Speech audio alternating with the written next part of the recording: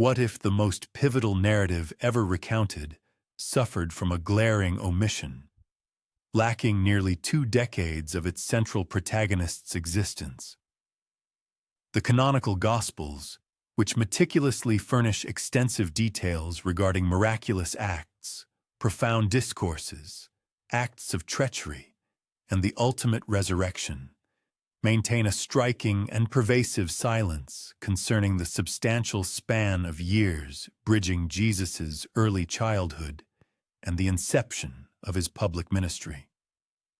This profound absence of information is so absolute that it conveys a sense of deliberate intent, as if the very ink were consciously withheld, or as though historical memory itself had been intentionally shrouded. The New Testament offers only 2 fleeting glimpses into his formative period. Firstly, the well-known nativity accounts, where celestial hosts and humble shepherds proclaim the infant's arrival. Subsequently, a single vivid scene at the age of 12, depicting Jesus in the Temple of Jerusalem, engaging in discourse with a sagacity that utterly astounds the seasoned religious scholars. Following this singular episode, the biographical thread simply dissipates. His next appearance places him at approximately 30 years of age, standing upon the banks of the Jordan River, awaiting the purifying ritual of baptism at the hands of John the Baptist. 18 years, constituting nearly 2 full decades of a human lifespan, recede soundlessly into an interpretive void. For any historical figure, such an extensive temporal gap would undoubtedly be remarkable.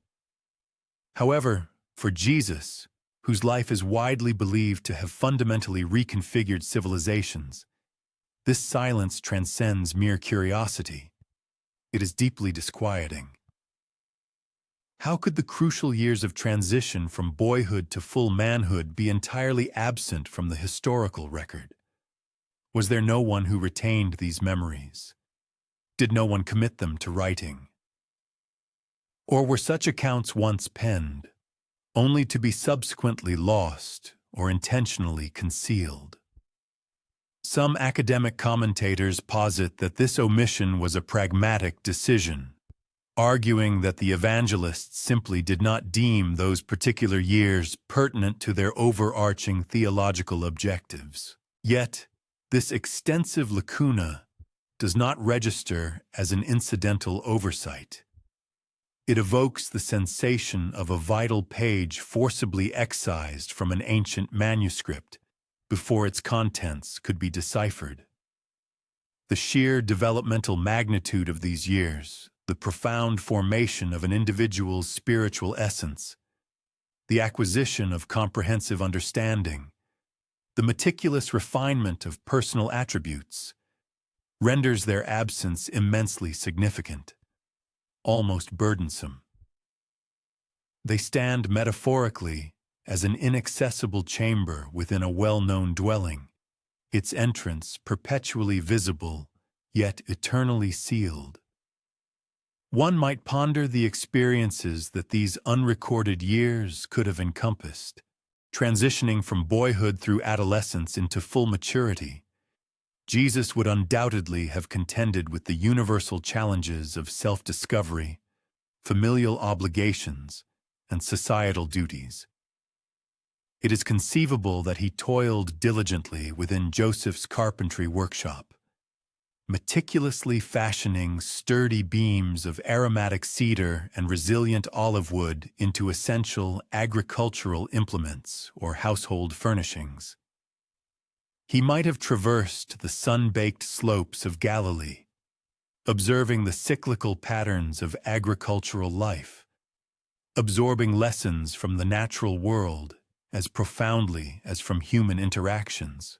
Furthermore, he could have dedicated himself to rigorous study in the local synagogue, diligently committing the sacred Torah to memory and engaging intellectually with the formidable poetic pronouncements of the ancient prophets.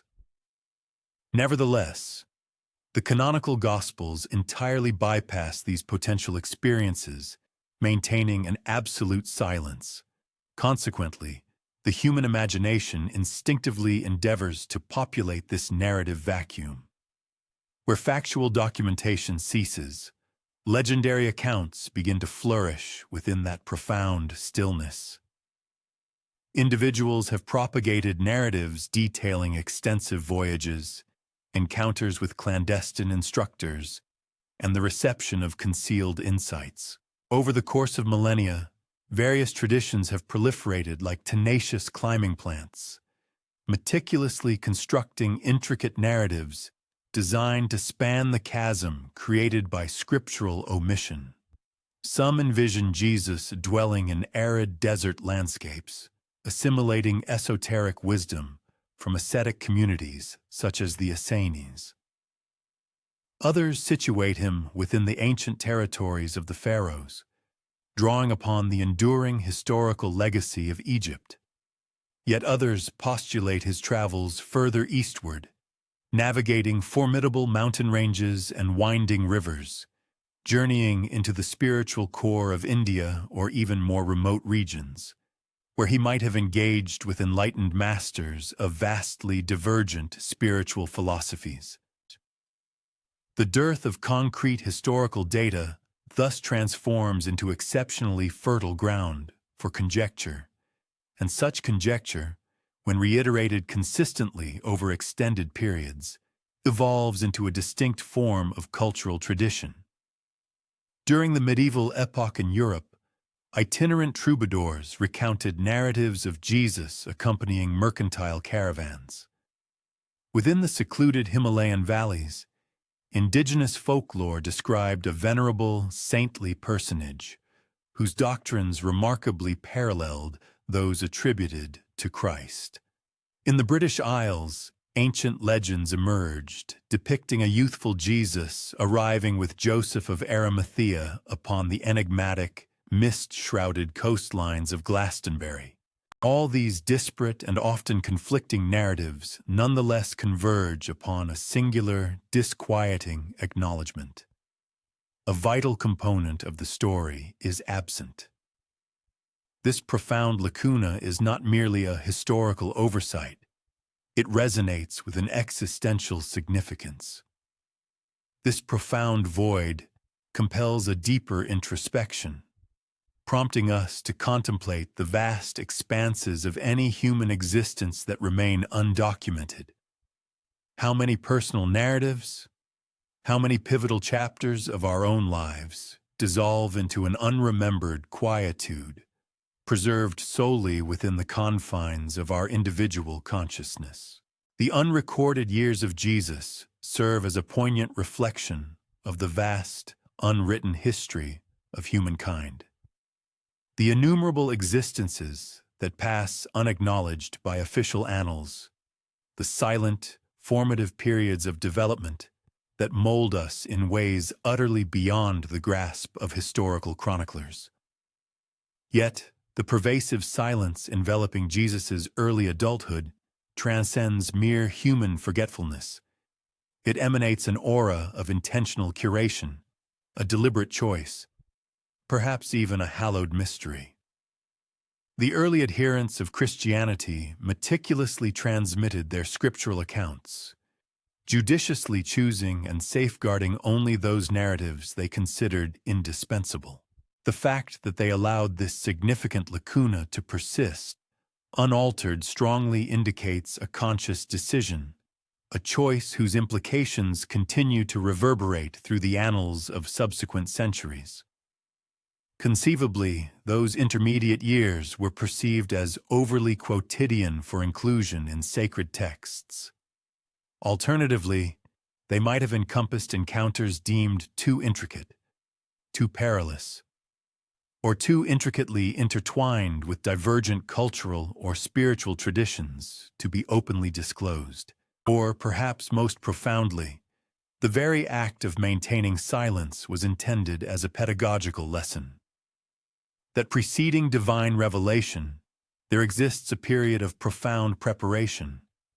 That before public ministry, there resides an inscrutable mystery, a protracted period of anticipation, a concealed season of metamorphosis, akin to a chrysalis within which an unseen, transformative process quietly unfolds.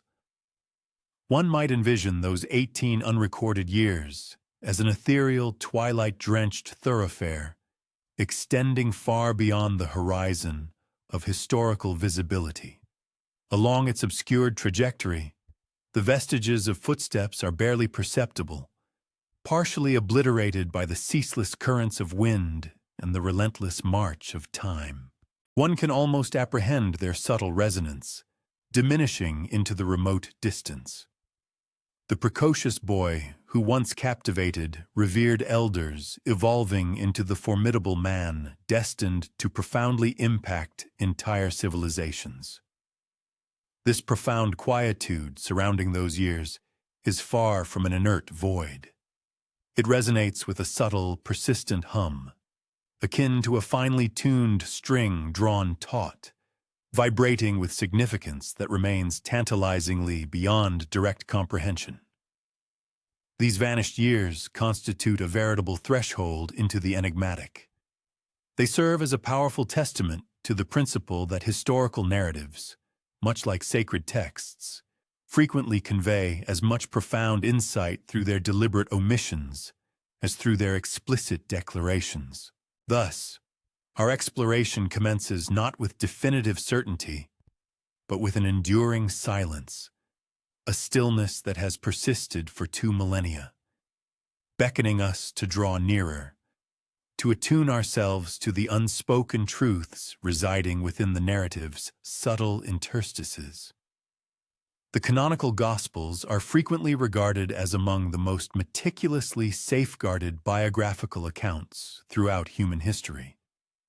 They profoundly influence the spiritual convictions of billions, their narratives perpetually recounted within majestic stone cathedrals, murmured reverently in personal supplications, depicted vibrantly in frescoed artistry, and disseminated to every remote corner of the globe. Nevertheless, despite their comprehensive detailing of many events, these foundational texts remain inherently incomplete. Upon engaging with these sacred writings and tracing the life story of Jesus, one metaphorically confronts a vast chasm. On one precipice stands a child imbued with extraordinary premature wisdom, while on the opposing bank, a fully matured man is observed in the company of his devoted disciples. The crucial connective structure, the very bridge spanning these 2 distant shores of his existence, is conspicuously absent. At the tender age of 12, the Gospel accounts situate him within the hallowed confines of Jerusalem.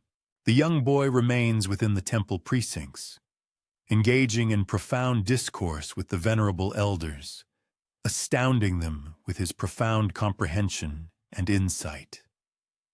This presents a vivid depiction of burgeoning genius, a potential brilliance not yet fully actualized, a promise awaiting its destined fulfillment.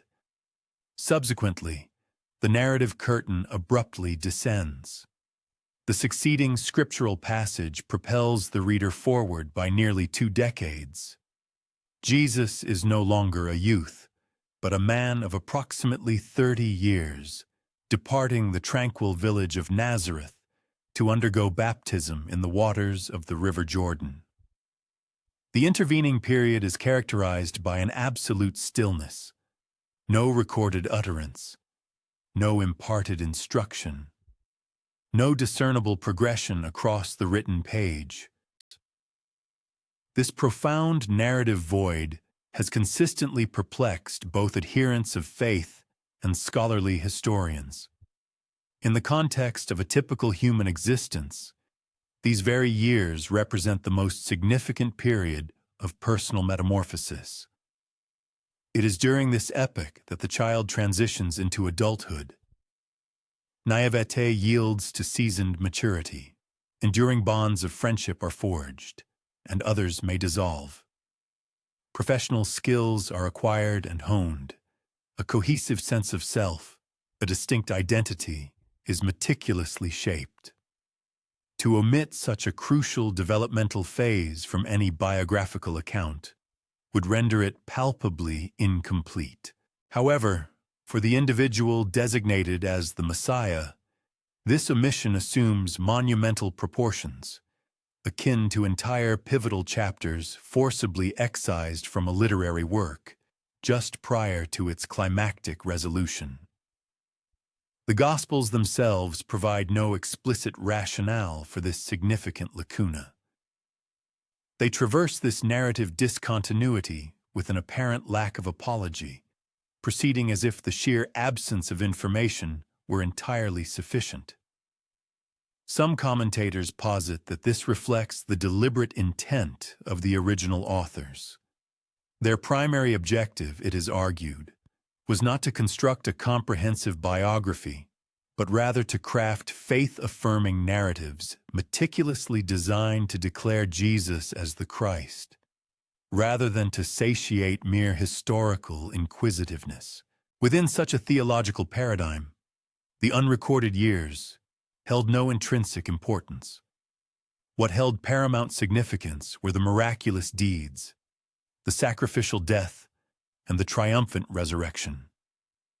All other aspects could, by design, remain unarticulated, and yet, paradoxically, that which remains untold frequently resonates with the greatest potency.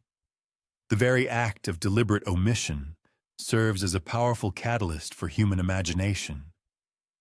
Consequently, the fundamental question persists. Why was this substantial segment of his life left utterly blank?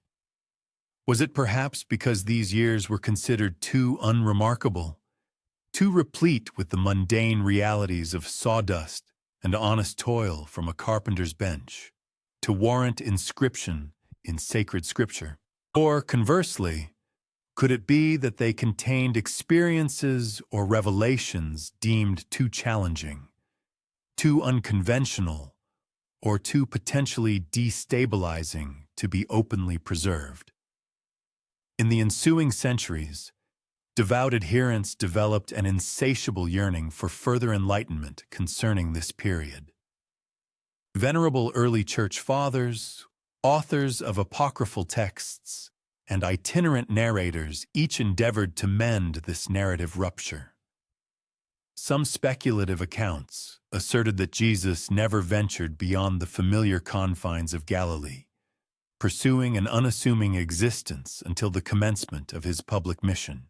Other, more audacious narratives transported him into desolate wildernesses and across vast oceanic expanses, positioning him in communion with profound philosophical or spiritual insights originating far beyond his native land. Each of these endeavors was motivated not solely by a desire to simply fill the narrative vacuum, but by an impulse to address a more profound, underlying inquiry. What precisely accounted for Jesus' singular distinctiveness? From whence did his extraordinary wisdom originate? How was he able to articulate his teachings with such inherent authority, delivering parables that resonated with discernible influences from civilizations extending far beyond the borders of Judea? The blank pages within the Gospel accounts, thus transformed into a reflective surface. Each successive generation, peering into this void, perceived its own ideological reflection, meticulously crafting legends that corresponded to its prevailing anxieties, its deepest aspirations, and its inherent human craving for elucidation. For those inclined towards mystical interpretations, this significant hiatus suggested a period of clandestine initiation, years dedicated to intensive spiritual tutelage, conducted beyond the purview of recorded history. Conversely, to the skeptical mind, it indicated a process of myth construction, an otherwise unremarkable youth whose life narrative was subsequently embellished and transformed through storytelling. For those occupying the nuanced space between these extremes, it persisted as an enduring enigma, one that cultivated a sense of profound wonder rather than offering a definitive resolution. It remains profoundly alluring to conceptualize these unrecorded years as a clandestine manuscript, once committed to writing but subsequently obliterated. Perhaps ancient scrolls did indeed exist, composed on brittle parchment that eventually disintegrated into fine dust. It is equally plausible that these memories endured within the vibrant tapestry of oral tradition, only to be gradually muted and ultimately extinguished by the inexorable sweep of time. Or perhaps, most disquietingly, the pervasive blankness was entirely intentional. Not a fortuitous loss, but rather a deliberate concealment, a chosen silence designed to safeguard a profound truth that was not yet destined for revelation.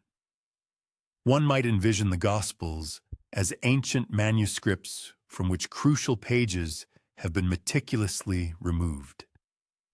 As one holds these fragile documents, a palpable void, an absence as pronounced as the very words etched upon the parchment, is keenly felt between the thin sheets. The complete narrative seems to hover just beyond comprehension, leaving the reader to ponder whether these missing folios were ever inscribed, or if, perhaps, the profound silence itself constituted the true essence of the story all along. In this distinctive manner, the Gospels present an inherent paradox. They simultaneously herald divine revelation, yet deliberately withhold specific biographical details. They impart timeless, eternal truths, yet conspicuously omit 18 pivotal human years from their account. They introduce humanity to a Savior, yet meticulously obscure the transformative journey he undertook to evolve into the figure he ultimately became. Within these enigmatic, unwritten spaces resides an intriguing blend of both profound frustration and irresistible fascination. For moments of quiet, nocturnal contemplation, the profound reticence embedded within the Gospels serves as a potent reminder that historical accounts are, by their very nature, never entirely complete. History is meticulously assembled from disparate fragments, intricately woven with threads that are frequently absent or broken. The expansive blank interstices found within these narratives are not indicative of error or omission. Rather, they function as compelling invitations. They subtly beckon the inquirer to engage in imaginative reconstruction, to listen with heightened acuity, and ultimately, to embrace the understanding that an element of irreducible mystery is an intrinsic component of truth itself. As one settles into repose this evening, one might consider those 18 unrecorded years as an extended narrative pause within a grand epic. This profound hush serves as a preparation, attuning the ear for the momentous events destined to follow. Akin to the held breath preceding a magnificent aria, or the profound darkness that precedes the first blush of dawn, the very stillness itself functions as a potent form of prelude. Perhaps this intentional omission explains why the Gospel writers chose not to chronicle those intervening years. It is conceivable they desired for us to draw nearer, to intuitively grasp that behind those ostensibly blank pages lies not an emptiness, but rather a profound totality. The gradual, concealed metamorphosis of the individual destined to irrevocably alter the course of human civilization. When the authoritative canonical Gospels cease their narrative progression, other distinct voices begin to reverberate from the periphery of historical documentation. These are the apocryphal texts, the writings intentionally excluded from the official scriptural canon, sometimes summarily dismissed as heretical, occasionally venerated in clandestine rituals, and frequently consigned to oblivion amidst the accumulated dust of monastic archives. They represent fragmented echoes of collective memory, hushed whispers of alternative theological traditions, and faint reverberations of lives lived beyond the established confines of orthodox belief. And within these diverse compositions, the pervasive silence surrounding Jesus' undocumented years begins to resonate with an intriguing hum of fresh possibilities. Among the earliest of these alternative narratives is the infancy gospel of Thomas, which should not be confused with the more widely recognized Gospel of Thomas, composed perhaps during the 2nd century. This particular text endeavors to bridge the significant chronological chasm separating the 12-year-old child in the Jerusalem temple from the adult man who presented himself to John at the Jordan River. Within its pages, the young Jesus is depicted not merely as exceptionally intelligent, but as possessing formidable inherent power, capable of fashioning birds from mere clay and then imbuing them with flight, striking down those who dared to provoke his displeasure, and subsequently restoring to health those he had previously afflicted. The recounted episodes are often peculiar, at times disquieting, collectively portraying a child who is simultaneously both unequivocally divine and inherently perilous. Despite its exclusion from the sacred scriptural collection, this text reveals a profoundly telling insight. Even in the nascent centuries of Christianity, adherents found the narrative void intolerable. They harbored an intense yearning to comprehend the content of those unrecorded years, and consequently, they populated them with imaginative stories that gracefully oscillated between miraculous occurrences and mythological embellishments. The Gospel of the Hebrews, a work now largely lost save for a scattering of preserved quotations, also presents a tantalizing, albeit fragmentary, glimpse into this obscured period. Safeguarded in snippets cited by venerable early church fathers, it appears to depict Jesus articulating teachings that underscore wisdom acquired through experience, arduous journeys undertaken, and esoteric secrets absorbed beyond the restrictive framework of the canonical narratives. Some of its subtle reverberations suggest a possible influence from ancient Jewish mysticism and even distant Eastern philosophies, as if the original author had caught faint whispers of voyages extending far beyond the geographical boundaries of Judea. Subsequently, the renowned Gospel of Thomas emerged, a compilation of profound sayings attributed to Jesus, sensationally unearthed in 1945 near Nag Hammadi in Egypt. This text contains no linear narrative, no accounts of miracles, nor any depiction of the crucifixion, only a series of utterances, often aphoristic and deeply enigmatic. Yet a discerning reader might perceive some of these sayings as possessing an older, more primordial quality than the more polished parables found in the Gospels of Matthew or Luke. They speak eloquently of concealed knowledge, of the divine kingdom residing both within and omnipresently around, and of self-discovery as the illuminated pathway to enlightenment. Did these profound pronouncements echo teachings assimilated during those silent years? Or do they perhaps represent a parallel stream of memory, indicative of a divergent trajectory within early Christianity? Academics engage in continuous discourse concerning these questions, yet the fundamental mystery persists. The apocryphal literary tradition was by no means limited to Gospels alone. The early centuries witnessed the proliferation of dozens of other writings. The Gospel of Mary, the Acts of Thomas, the Gospel of the Ebionites, and a multitude of others. Some of these presented Jesus within unfamiliar or unexpected contexts. Others subtly hinted at extensive travels far beyond the familiar landscape of Palestine. In the Acts of Thomas, for instance, the Apostle Thomas is famously said to have journeyed to India, disseminating doctrines that bear a curious resemblance to those imparted by his master.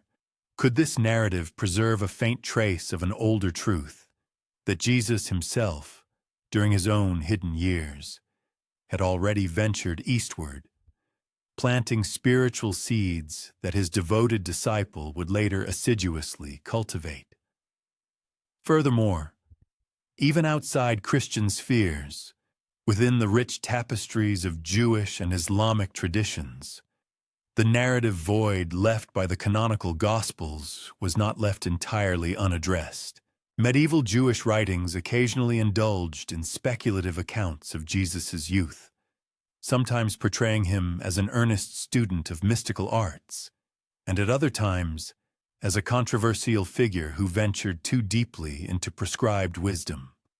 In Islamic lore, the venerable Quran itself offers fleeting glimpses of a youthful Jesus who speaks with divine authority from the very cradle and performs miraculous signs even in infancy, these narratives echoing the apocryphal stories that had gently permeated across centuries and diverse geographical regions. A peculiar characteristic unites all these disparate, often contradictory writings.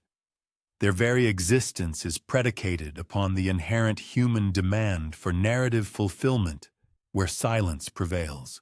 The profound blankness within the Gospels functioned like a powerful magnet, inexorably drawing to itself a rich assortment of legends, scholarly speculations, and deeply held dreams. Each distinct community, finding the narrative absence unbearable, meticulously wove its own intricate tapestry of stories to artfully conceal the perceived gap. Nevertheless, when these apocryphal works are interpreted not as strictly literal historical accounts, but rather as profound windows into collective human yearning, they become extraordinarily revealing. They demonstrate unequivocally that from the earliest centuries, the faithful were profoundly haunted by the unresolved question of Jesus' lost years. They found it intellectually and spiritually difficult to reconcile the idea that the man who articulated such universal and profound wisdom could have experienced an entirely ordinary youth in complete obscurity. They intuitively sensed that the protracted silence must necessarily conceal something far more significant. Transformative journeys, rigorous studies, or profound revelations that meticulously prepared him for the extraordinary and unprecedented path that lay ahead. One might envision a monastic scribe in the flickering, unsteady glow of a rudimentary lamp, his quill scratching rhythmically across the rough parchment. He is not meticulously recording verifiable history, but rather articulating a deep-seated longing. His carefully chosen words represent an earnest endeavor to capture elusive shadows, to impart tangible form to a pervasive silence.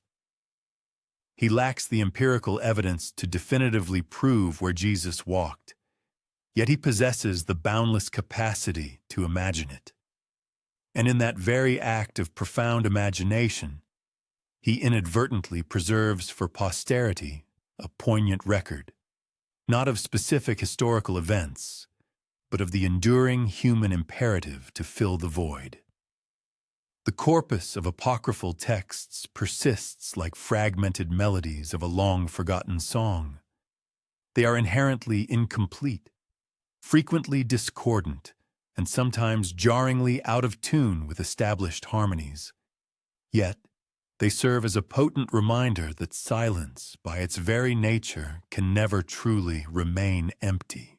Stories, like an irrepressible tide, invariably rush in to fill it, carrying with them the faint echoes of untold pathways and unwritten destinies. Whether these echoes represent genuine historical truths or merely whispered legends, they continue to reach us across the vast expanse of time, as soft and ethereal as fading footsteps receding down a long, forgotten corridor. Within moments of tranquil contemplation, these apocryphal fragments gently remind us that history itself is frequently composed of hushed whispers and subtle inferences. They underscore the profound notion that what is deliberately excluded from a narrative can often be as profoundly revealing as what is explicitly included. And in the enigmatic shadows cast by the Gospel's empty pages, voices continue to murmur, softly inviting us to perpetually wonder where Jesus truly walked during those 18 hidden years. Among the numerous hypotheses formulated to address the lacuna of Jesus' unrecorded years, few have demonstrated the persistent allure of the suggestion that he spent a significant period among the Essenes. This enigmatic Jewish sect inhabited the desolate desert regions adjacent to the Dead Sea, their ascetic lifestyles profoundly imprinted upon the rugged stone cliffs and meticulously sealed scroll jars. To some contemporary observers, they appeared as zealous fanatics consumed by an obsessive pursuit of ritual purity. To others, they were revered as profound mystics, entrusted guardians of sacred secrets, deemed too delicate or profound for the comprehension of the ordinary world. The Essenes, even in the present era, largely remain an intriguing enigma. The prevailing understanding of this community stems primarily from the accounts of ancient chroniclers such as Josephus, Philo, and Pliny the Elder, and more recently, from the groundbreaking discovery of the Dead Sea Scrolls within the caves of Qumran during the mid-20th century. These invaluable scrolls meticulously describe a community deliberately set apart, actively rejecting the perceived corruption of the Jerusalem temple establishment, fervently awaiting the eschatological conclusion of the world, and rigorously adhering to strict ascetic discipline, ritual immersion, and communal sacred meals. Their extensive writings are replete with vivid visions of cosmic light and pervasive darkness, depicting epic battles between the sons of righteousness and the sons of evil. They lived their lives with an intense conviction that the world stood poised on the precipice of imminent revelation. Within this stark, austere desert silence, some imaginative minds envision a young Jesus traversing their midst. The observable parallels are undeniably compelling. The Essenes regularly practiced baptism in flowing natural water, a ritual remarkably similar to John the Baptist's immersive ceremony in the Jordan River. They also shared communal meals involving bread and wine, symbolic elements that would later acquire profound cosmic significance within Christian liturgy. Furthermore, they spoke of an anticipated teacher of righteousness, who would provide spiritual guidance to the faithful during the final days, a messianic figure hauntingly resonant with the role Jesus would ultimately embrace. The very essence of the desert landscape, characterized by its profound stillness and boundless horizons, represents an environment uniquely conducive to profound spiritual transformation. It systematically strips away all superficial comforts and external distractions, leaving only the essential spirit and physical being. If Jesus indeed sought solitude, if he actively sought out mentors who exemplified radical spiritual devotion, there were arguably few locations more perfectly suited than the secluded caves of Qumran.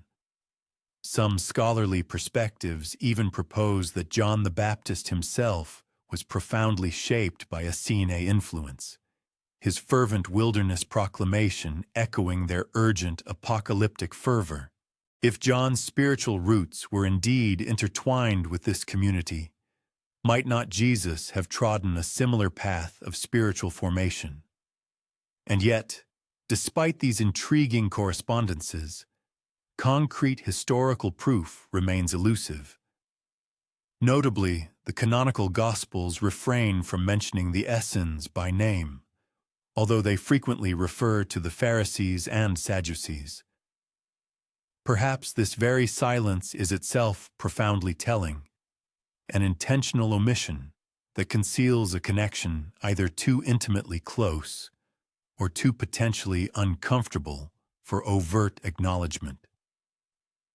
Alternatively, it might simply be a remarkable coincidence that their core teachings resonate with such profound depth with the doctrines and practices that would subsequently emerge within Jesus' ministry.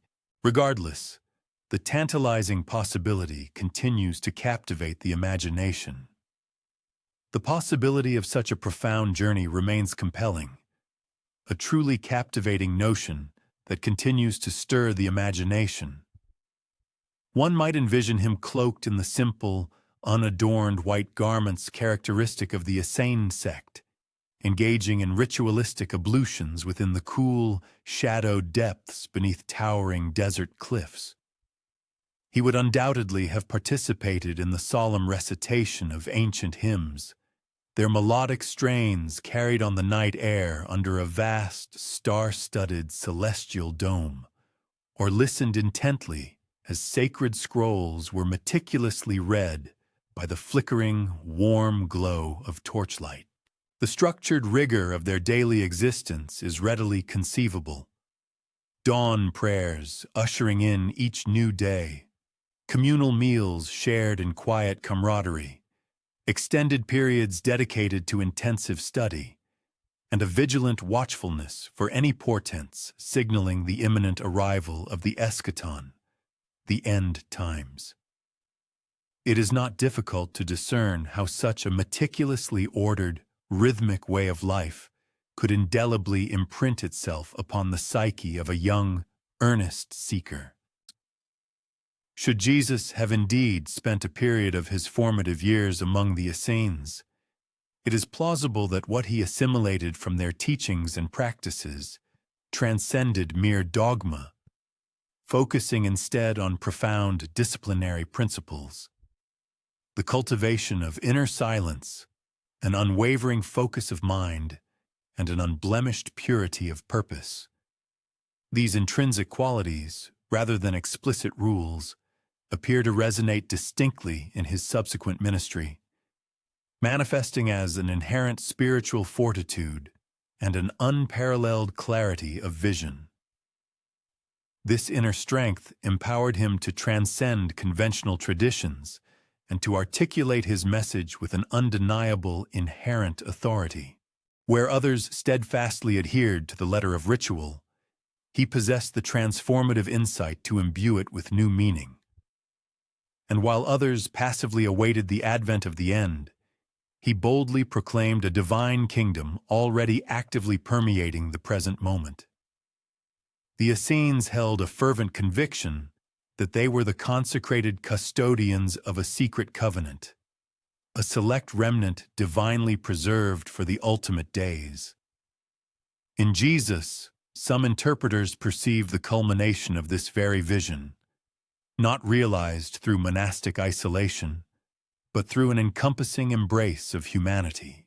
He emerged from the stark solitude of the desert, venturing into the bustling life of the villages, perhaps carrying within him the fervent spiritual ardor characteristic of Essene devotion, yet profoundly re-sculpting it into boundless compassion, miraculous healing, and an open, universal invitation to all. The mere contemplation that he might have once walked among them transcends the realm of mere historical curiosity. It serves as a potent reminder that profound wisdom frequently blossoms in the most secluded and unassuming locales, and that the profound silence of the desert, much like the profound silence often found within sacred scriptures, can harbor invaluable treasures, utterly imperceptible to those who rush through life's journey with undue haste.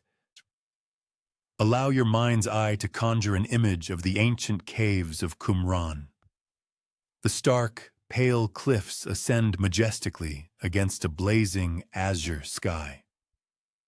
The Dead Sea stretches out in the distant background, its surface unmoving and reflective as a polished mirror, heavy with its saline concentration. Envision a youthful figure moving with deliberate steps along the narrow, winding paths, sacred scrolls securely tucked beneath his arm, his sandals lightly dusted with the fine desert grit. He pauses momentarily at the water's edge, then descends into the refreshing, cool embrace of the flowing water, emerging dripping wet, his eyes gently closed, his face reverently lifted towards the radiant sun. No extant historical record definitively captures this precise moment. No canonical gospel unequivocally preserves it. And yet, within the vast expanse of human imagination throughout countless centuries, this evocative image persists, a faint, ethereal whisper of the Essenes, resonating through the profound silence of Jesus' unrecorded lost years. When the enigmatic silence of Jesus' formative years extends before us, one of the most venerable traditions posits his early footsteps not amidst the familiar hills of Galilee, but rather upon the fertile banks of the illustrious Nile River. Egypt, the ancient land of formidable pharaohs and monumental pyramids, had historically served as a sanctuary for the descendants of Israel. Abraham himself had traversed its vast deserts. Joseph had ascended to a position of immense power within its royal courts. Moses had heroically liberated his people from its oppressive bondage. And according to the narrative presented in the Gospel of Matthew, Joseph and Mary once sought refuge there with the infant Jesus, fleeing the murderous wrath of King Herod. If his very earliest years were indeed touched by the looming shadow of the Nile, could it not be plausible that his subsequent, unrecorded years might have seen him return to that same captivating land? Egypt in the 1st century CE was far more than a mere vestige of its pharaonic past. It stood as a vibrant nexus, a veritable crossroads of profound wisdom. Alexandria, the magnificent metropolis situated at the mouth of the Nile, shone brightly as an unparalleled beacon of scholarly enlightenment. Its legendary libraries, although perhaps diminished from their peak, still housed an astonishing collection of scrolls originating from Greece, Babylon, India, and even more distant lands. Jewish scholars congregated there in significant numbers, diligently translating the Hebrew scriptures into Greek, a monumental undertaking that resulted in the Septuagint. Philosophy, intricate mysticism, advanced medicine, and sophisticated astronomy all converged and intermingled within that profoundly cosmopolitan urban center. For a young seeker ardently desiring knowledge, Alexandria represented a unique crucible where the collected wisdom of the entire world converged. Tradition subtly intimates that Jesus may have indeed traversed those grand marble colonnades, attentively listening to the eloquent voices of distinguished philosophers, overhearing spirited debates echoing through expansive courtyards, and observing the intricate rituals performed by priests of Isis and Osiris, rites steeped in millennia of profound mystery. The striking parallels discernible between ancient Egyptian wisdom and subsequent Christian theological imagery are indeed remarkable. Concepts of death and resurrection, divine judgment and the promise of eternal life, and the ultimate triumph of luminous light over encroaching darkness. These were pervasive themes intricately woven into the very fabric of Egyptian religious belief systems, long before their appearance in Christian sermons. To suggest a direct influence is undoubtedly a bold assertion, but to completely deny a profound resonance between them is simply untenable. Furthermore, there exist quieter, less publicized traditions cherished by the Coptic Christians of Egypt, which steadfastly claim that Jesus spent a significant period of time among them.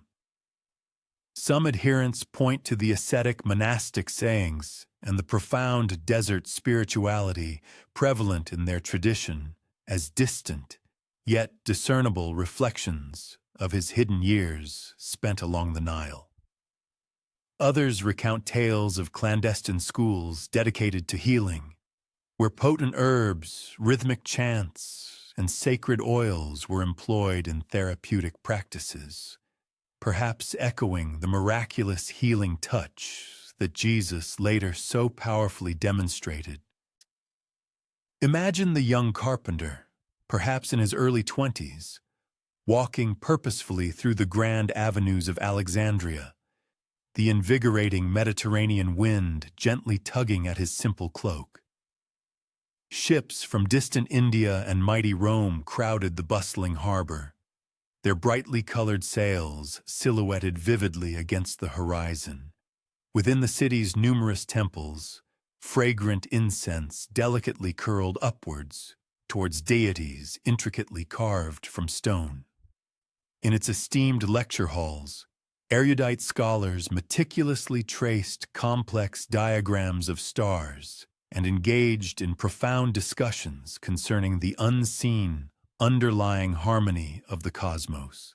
In the synagogue, sacred Torah scrolls were reverently read aloud in both Hebrew and Greek, allowing the voices of two distinct traditions to harmoniously converge into one. It is here, some profound believers contend, that Jesus might have absorbed the vast breadth of wisdom that subsequently enabled him to communicate effectively across diverse cultures, thereby bridging the chasm between Jew and Gentile alike.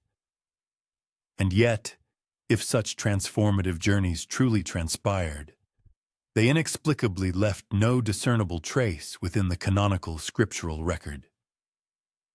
Perhaps this absence was entirely deliberate.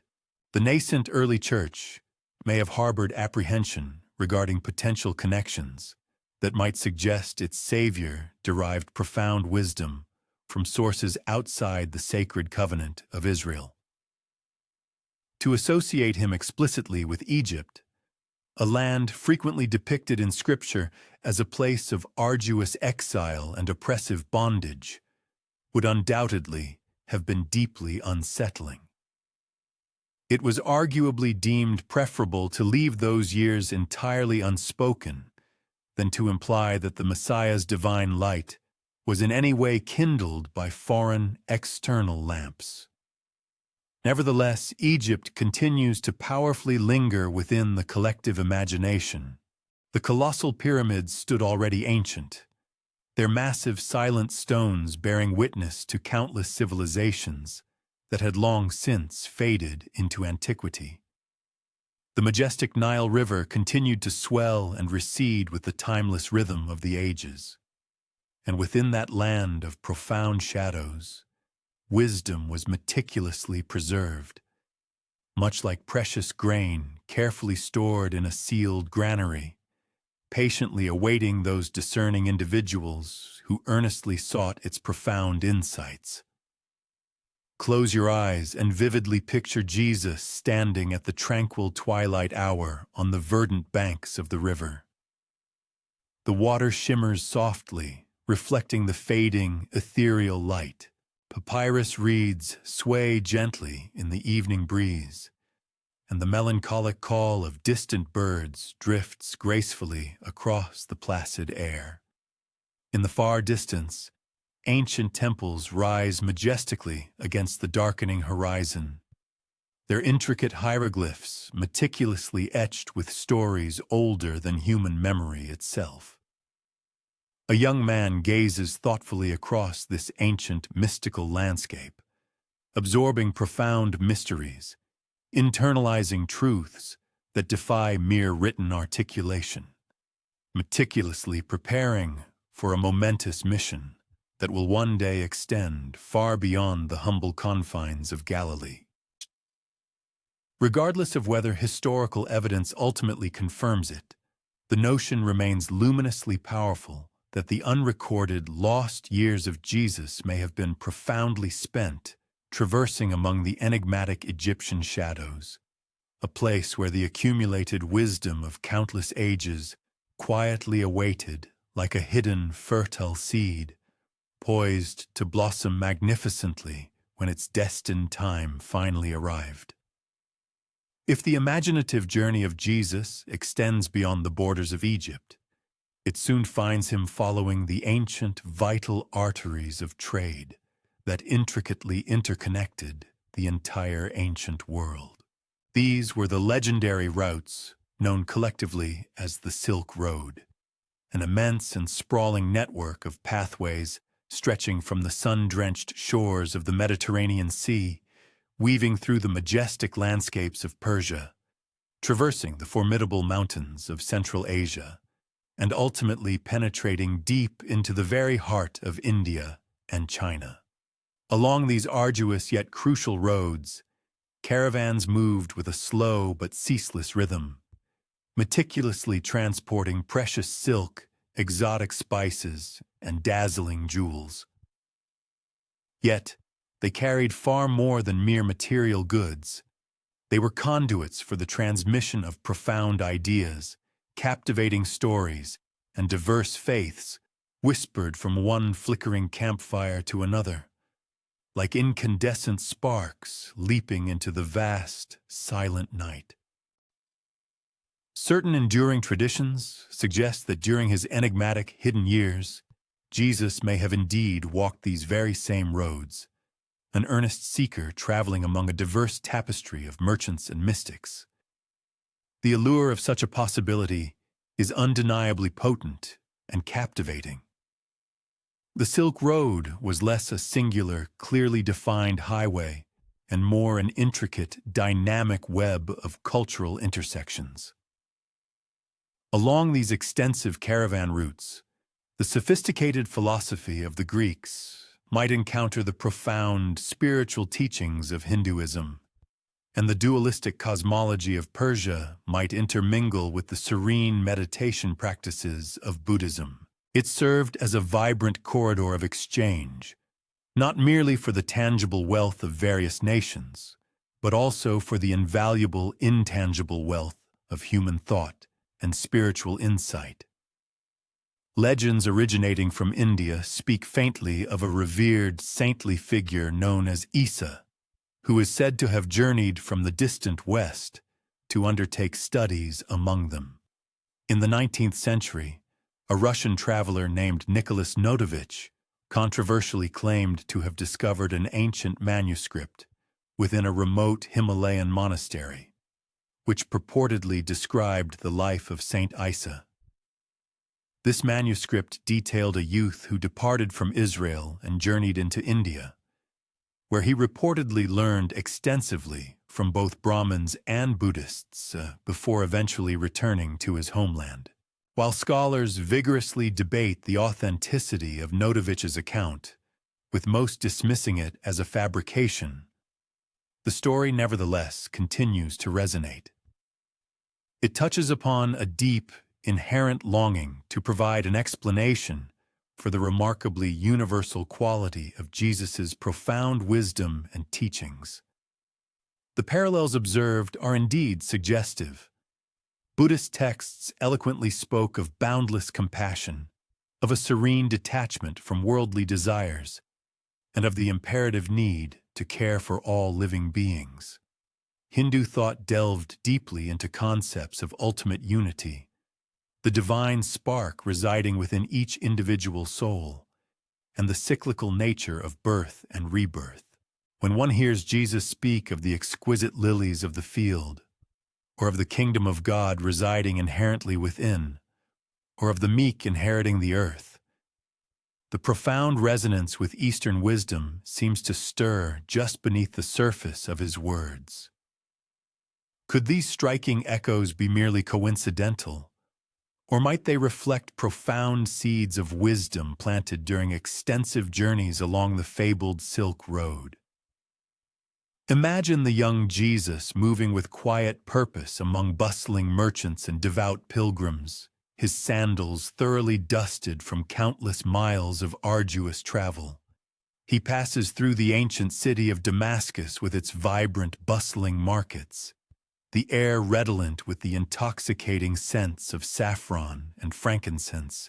He then crosses through the majestic lands of Persia, where ancient fire temples glow with an ethereal warmth against the evening sky, their sacred flames meticulously tended by priests who speak in hushed tones of light and darkness locked in an eternal, cosmic struggle. He ascends perilous mountain passes where the air grows thin and biting, only to descend into lush, fertile valleys teeming with vibrant color and melodious sound. Each deliberate step carries him deeper into lands where the pantheon of gods is vast and diverse, and yet where profound wisdom frequently circles back to a singular, overarching truth: that the divine is not a distant, aloof entity, but rather intimately near, intricately woven into the very fabric of all existence. Woven into the very fabric of existence, yet often overlooked. Within the bustling confines of ancient roadside inns, diverse caravans found respite, fostering a remarkable confluence of tongues. The resonant cadences of Greek, the earthy tones of Aramaic, the intricate harmonies of Sanskrit, and the melodic inflections of Chinese. Here, human voices swelled and subsided, mimicking the distant rhythmic murmur of oceanic waves. A youth originating from Galilee would undoubtedly have been an outsider in such a vibrant milieu, yet he might not have been met with unwelcoming gazes, for traveling merchants frequently prized captivating narratives as highly as precious silver, and enlightened sages were revered wherever their wanderings led them. In these dynamic crucibles of cultural interaction, it is not difficult to envision a young man intently observing, deeply assimilating, and subtly shaping the profound insights that would one day astound his own community. The venerable Silk Road, moreover, serves as a powerful emblem extending far beyond mere routes of passage. It embodies the profound ideal of global interconnectedness. No dominion remained entirely secluded, nor was any spiritual doctrine left untouched by the influence of its geographical neighbors. The intriguing notion that Jesus might have traversed these fabled pathways represents, in part, an acknowledgement that the profound essence of his teachings seems to transcend the modest soil of Palestine, that they breathe with the expansive spirit and diverse wisdom of numerous distant lands. Naturally, eminent historians consistently remind us of the conspicuous absence of any direct, verifiable proof. The canonical Gospels maintain an eloquent silence regarding these formative years. Furthermore, the alleged manuscripts that purport to detail the life of Isa continue to be subjects of intense scholarly dispute and critical scrutiny, and yet, this very historical void, this profound silence, paradoxically cultivates an expansive realm for the human imagination to freely explore. For amidst the quietude of those undocumented years, the compelling possibility of the Silk Road beckons with an ethereal allure, much like a half-remembered melody, distant, elusive, yet strangely resonating with a familiar echo. One might close their eyes and truly listen, Hear the rhythmic groaning of caravan wheels against ancient earth, the soft, cushioned padding of camels traversing sun-baked sands, the intricate murmur of countless languages seamlessly blending into a singular, harmonious hum.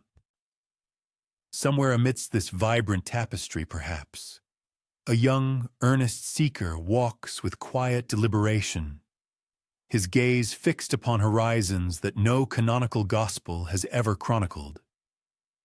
His individual footsteps may have long since vanished into the annals of time, but the compelling idea persists, that the profound wisdom emanating from Galilee could have been profoundly shaped along the intricate, winding arteries of the Silk Road, a timeless nexus where the cultures of East and West have perpetually converged in both silent understanding and shared narratives. Far beyond the arid expanses of Judea and the extensive caravan thoroughfares of Persia lies a mystical realm enveloped in ethereal mist and profound mountain silence. The verdant valleys of Kashmir, nestled majestically high within the formidable Himalayas, where glacial rivers meticulously carve out lush green valleys and towering pine trees ascend gracefully into the clouds. Ancient legends continue to circulate about a revered holy man who once graced these lands with his presence.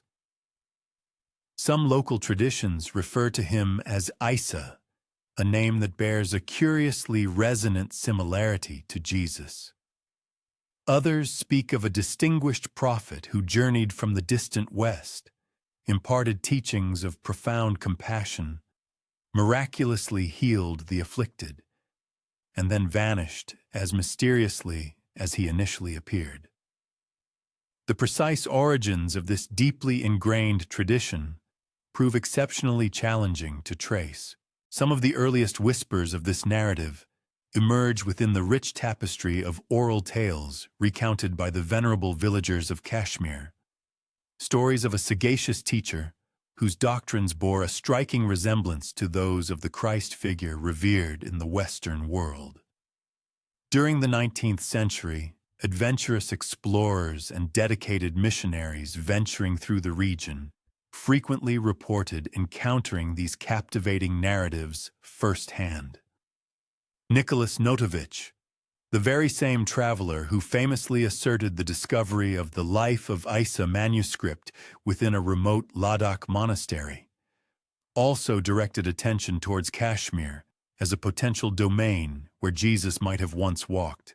Subsequent authors, encompassing both rigorous academics and more speculative writers, meticulously built upon these initial assertions, intricately weaving them into the enduring and widely discussed theory of Jesus' sojourn in India. The very landscape of the valley itself appears to subtly conspire with the legend. Within the ancient, labyrinthine lanes of Srinagar, there stands a revered shrine known as Rosa Bal.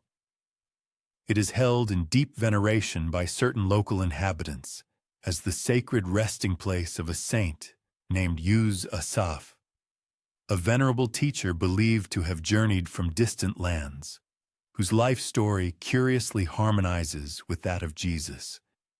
Inside, a solemn sarcophagus lies draped in reverent cloth, enveloped by a profound silence.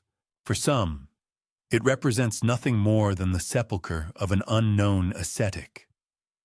For others, however, it stands as compelling evidence that Jesus did not succumb to death on the cross, but instead traveled eastward, spending his final earthly days within Kashmir's tranquil, verdant valleys.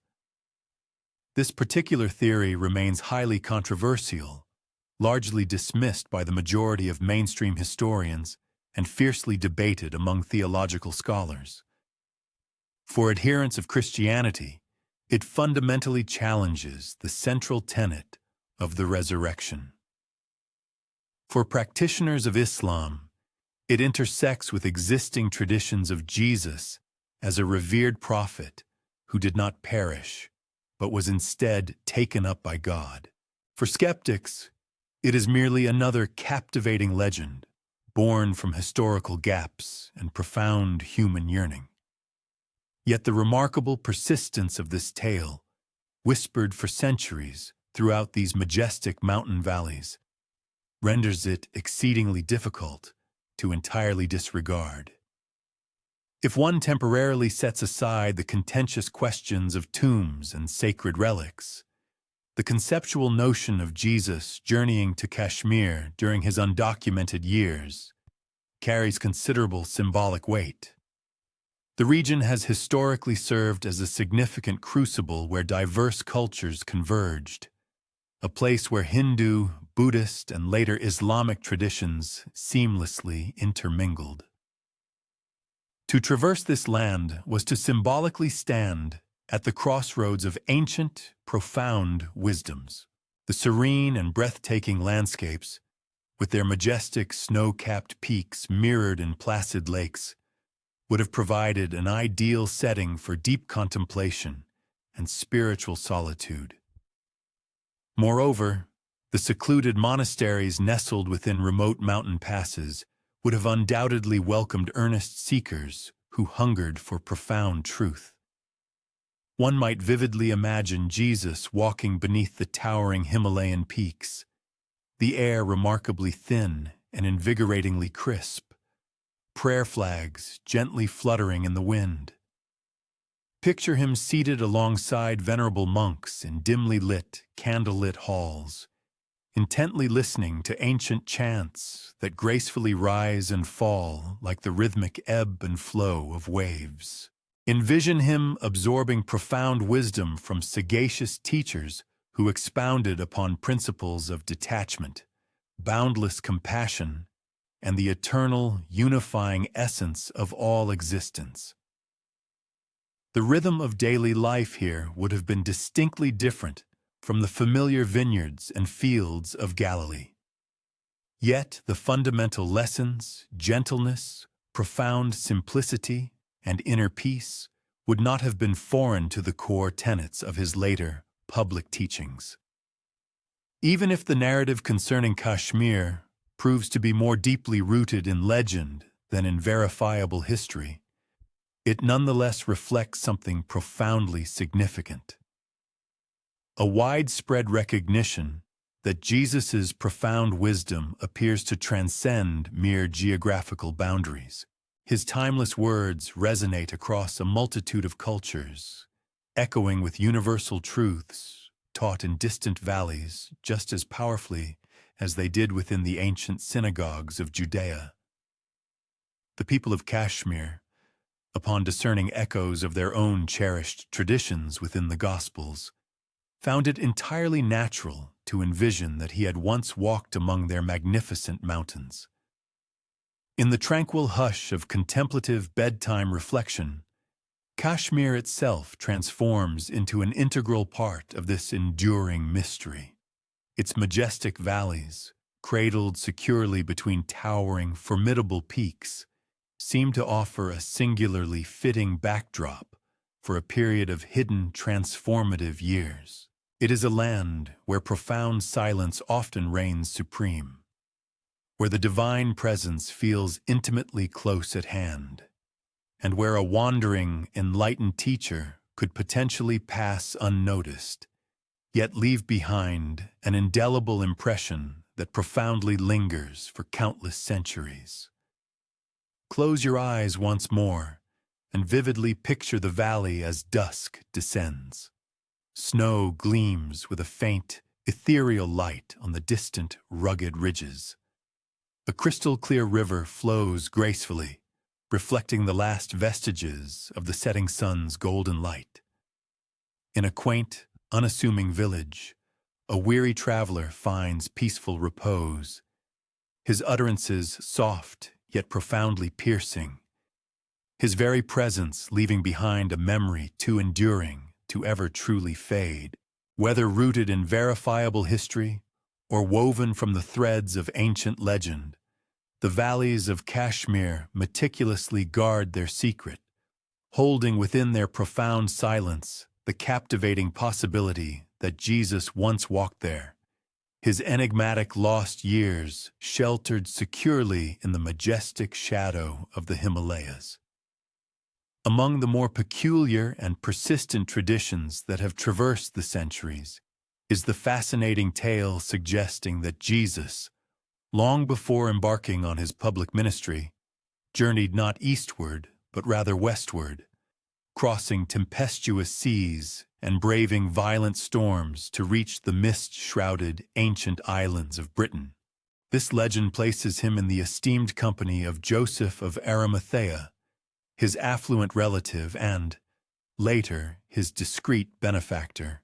Joseph, so the narratives recount, was a man of considerable influence and substantial wealth, a prominent trader in tin and various other valuable metals that were highly prized throughout the ancient world.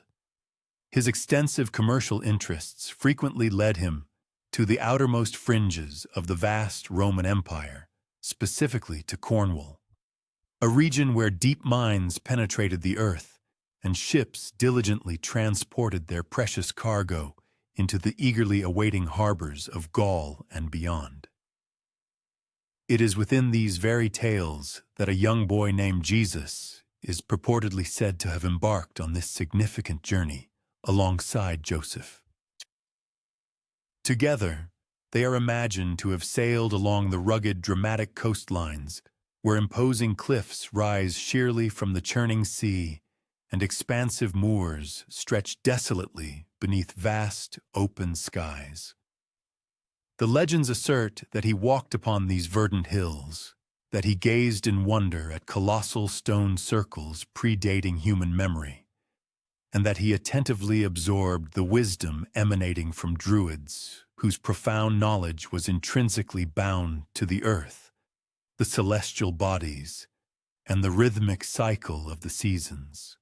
Medieval poets diligently preserved this captivating narrative, ensuring its survival through the ages. Centuries later, the renowned poet William Blake would immortalize this very idea in his iconic verse, posing the poignant question of whether those feet in ancient times did walk upon England's mountains green.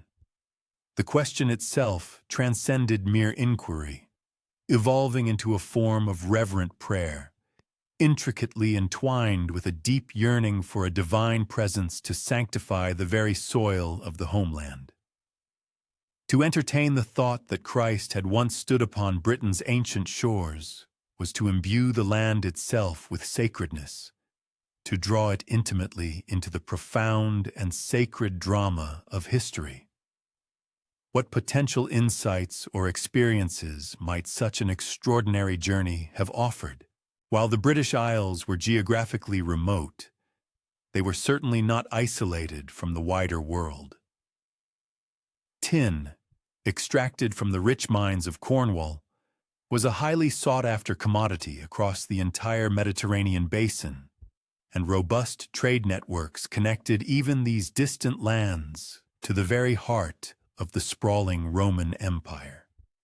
In the bustling coastal villages, Jesus might have observed a vibrant mingling of diverse cultures, Romans, Celts, and Phoenicians, all converging and interacting within the lively marketplace. He may have heard myriad stories of various deities, some fierce and formidable, others gentle and benevolent, gods who presided over flowing rivers and sacred groves, gods who demanded solemn sacrifice, and gods who bestowed healing. He might have walked among ancient stone monuments meticulously aligned with the stars, thereby gaining an understanding of how ancient peoples interpreted the heavens not through written parchment, but through the enduring language of stone. Naturally, from the rigorous perspective of historians, this captivating tale is considered far more a cherished legend than a verifiable likelihood. There exists no documented record in Roman writings, nor any conclusive archaeological proof, to substantiate the claim that the boy from Nazareth ever traversed the sea to Britain.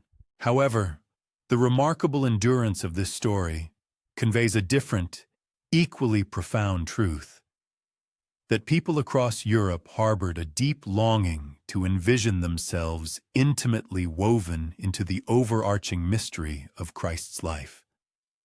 If a period of 18 years remained unaccounted for, then why not here, on their own familiar soil, beneath their own expansive sky? This powerful legend provided them with a profound sense of belonging, a cherished share in the unfolding of the sacred narrative. One might close their eyes and vividly picture the scene. The untamed Atlantic Ocean surges relentlessly against dark, imposing cliffs, while graceful gulls wheel and cry in the bracing, salt-laden air. The powerful crash of waves reverberates through hidden coves. A small, weathered boat drifts gently into the harbor, its sail patched from countless journeys, its wooden hull creaking with age.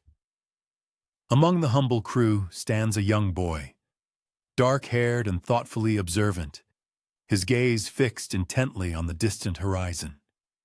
He steps ashore, his sandals softly crunching against the pebbled beaches, and for that fleeting, poignant moment, the ancient isle is transformed into hallowed ground. Oment, the isle becomes holy ground. Whether or not it truly happened, the narrative concerning Britain's forgotten shore resonates deeply with the innate human yearning to bridge the chasm between the terrestrial and the divine, to bring the transcendent within tangible reach. The mere contemplation that Jesus might have traversed these lands, amidst their ancient mines and expansive moors, bestows an aura of sanctity not merely upon the topographical features of the landscape, but also upon the very faculty of human conjecture and creative thought. And within that boundless imagination, the unspoken narrative of his formative decades becomes imbued, not with irrefutable evidence, but with an abiding sense of awe and mystical fascination. For the lacuna within the sacred texts does not diminish. Rather, it proliferates, widening its scope.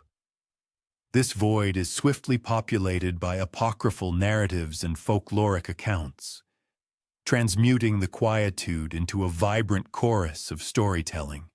And so, the tempestuous gales sweeping across the craggy precipices and verdant expanses of the British Isles appear, even in the contemporary epoch, to whisper a subtle reverberation of ancient peregrinations, belonging to one who may or may not have once walked their hallowed ancient shore.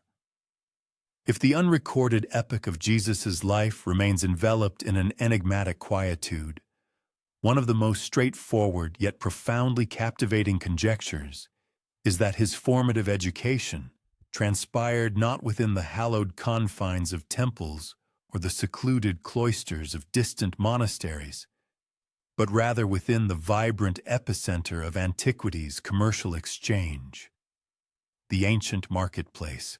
For in the 1st century, commerce constituted the very vital essence of global interaction, transporting not merely tangible commodities, but also oral traditions, melodic expressions, and narratives across expansive geographical territories. In locales frequented by mercantile practitioners, intellectual currents disseminated freely, and perhaps more than anywhere else, it was in such dynamic spaces that a young man could encounter the immense breadth of human philosophical and practical wisdom. Nazareth itself was situated in close proximity to Sepphoris, a flourishing urban center undergoing a significant phase of reconstruction during Jesus' adolescence. Merely a day's walk away, it pulsated with the dynamic presence of Roman administrative personnel, Hellenic craftsmen, erudite Jewish academics, and wayfarers converging from all cardinal points. Some historical commentators have posited that Joseph and his son might have been employed there as carpenters, diligently fashioning timber for domestic dwellings, artisanal ateliers, structural spans, and supportive joists. If this hypothesis holds true, Jesus would have stood daily at the very confluence of disparate civilizations, perceiving the cadences of Latin resonating in one auditory canal, the nuances of Greek in the other, and the familiar inflections of Aramaic within his native linguistic framework. One might readily envision him within the bustling market square, encompassed by vendors' booths laden abundantly with succulent figs and plump olives, vibrant textiles, and meticulously wrought bronze artifacts. A merchant originating from the eastern reaches unrolls lengths of opulent silk, whose lustrous surface mimicked the undulating gleam of liquid. Another, arriving from the African continent, presents intricately sculpted ivory, a testament to prodigious craftsmanship. Metallic currency chimes, beasts of burden emit their characteristic cries, and human voices engage in spirited negotiations regarding monetary value. And in the midst of this pervasive chaos, narratives circulated with the same uninhibited ease as aromatic condiments. Accounts of remote military conflicts, intellectual doctrines originating in the Athenian polis, and peculiar ceremonial observances witnessed within the hallowed precincts of Indian sanctuaries. An attentive young individual might assimilate a greater breadth of knowledge within this milieu than could be gleaned from any written parchment. Merchants, in their own unique capacity, functioned as informal pedagogues. They bore sagacity with an ease comparable to the portability of their merchandise, disseminating aphorisms, adages, and fragments of spiritual conviction accumulated throughout their journeys.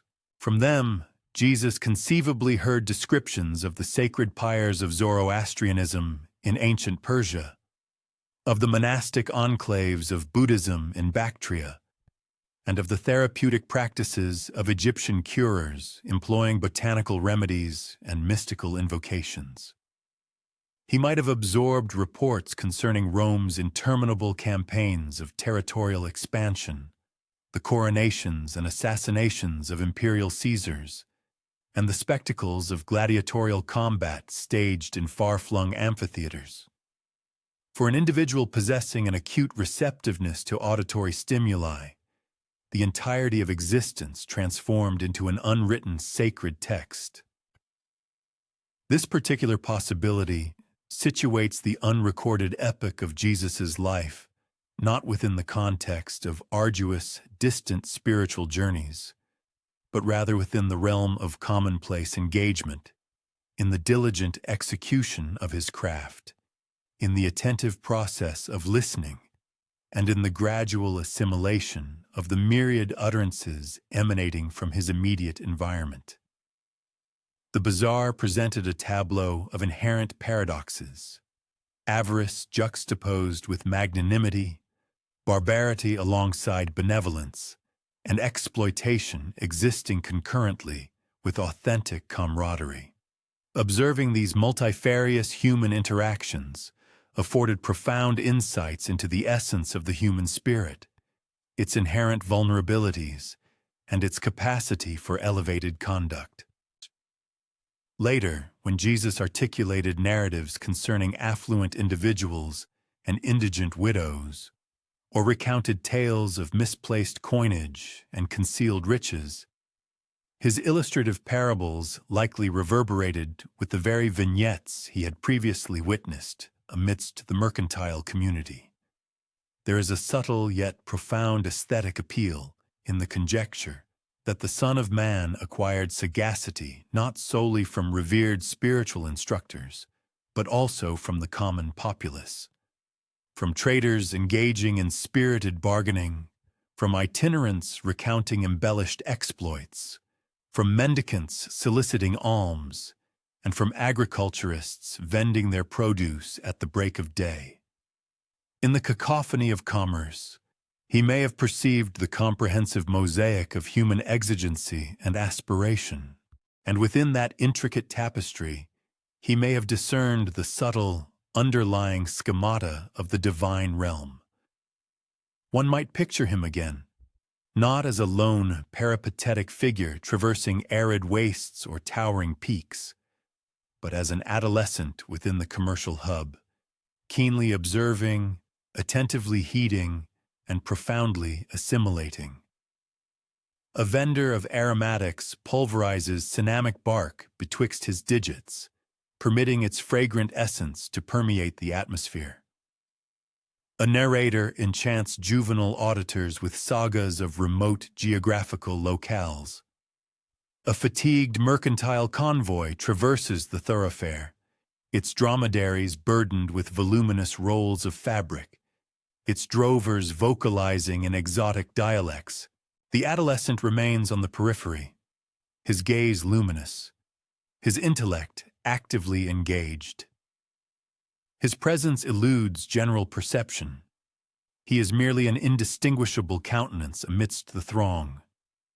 Yet within him, the scriptural quietude of the Gospels resonates with acute perception, with an immeasurable accumulation of knowledge, and with nascent kernels of sagacity destined one day to erupt into illustrative teachings. The theory positing Jesus' presence among traders, it must be conceded, may not possess the epic scope or exotic allure associated with expeditions to the Nile Delta or the Indian subcontinent, yet it nevertheless conveys a deeply resonant verity. That sagacity frequently emanates not from exceptional occurrences, but from a meticulous mindfulness towards the quotidian. The laconic nature of the Gospels might obscure, not peregrinations to distant lands, but rather the subtle, consistent maturation of an individual spirit endowed with unparalleled auditory receptivity. And so, the commercial kiosks recede into the annals of recollection, their audible expressions dissipated like airborne particulate matter. Yet perhaps concealed within their mundane disarray resided the nascent reverberations of doctrines destined to transform global consciousness. Precepts originating not exclusively from prophetic figures and sacerdotal authorities, but also from mercantile practitioners and itinerant individuals, from existences intrinsically interwoven within the unadorned commercial tapestry of a dynamic, globally linked society. When the canonical narratives avert their gaze from an expanse of almost 20 years within Jesus' terrestrial existence, the ensuing lacuna of information impresses one as remarkably intentional, as if strategically positioned not through happenstance, but through meticulous forethought. It is a quietude profoundly resonant with significance, akin to a caesura within a hallowed composition, or an interlude between respirations wherein the very stillness is integrated into the harmonic structure. A diligent perusal of the sacred writings reveals the palpable deliberateness of this quietude, as if it served as a protective barrier for truths deemed either too invaluable or too perilous for verbal articulation. Within the conventions of ancient literary composition, silence did not invariably denote an omission. Occasionally, it functioned as an expression of veneration, a method of safeguarding that which transcended verbal description from irreverent scrutiny.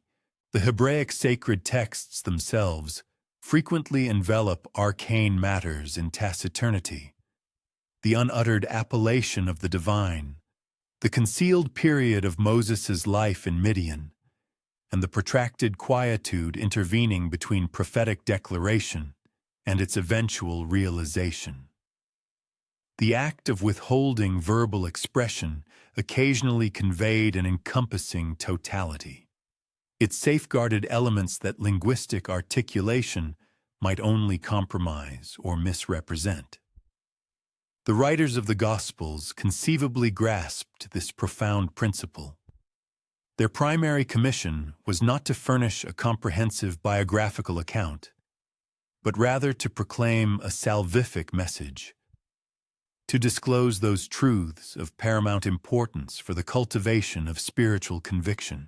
Of what consequence was it if the artisan from Nazareth matured into adulthood in an unassuming manner, distant from the purview of public scrutiny?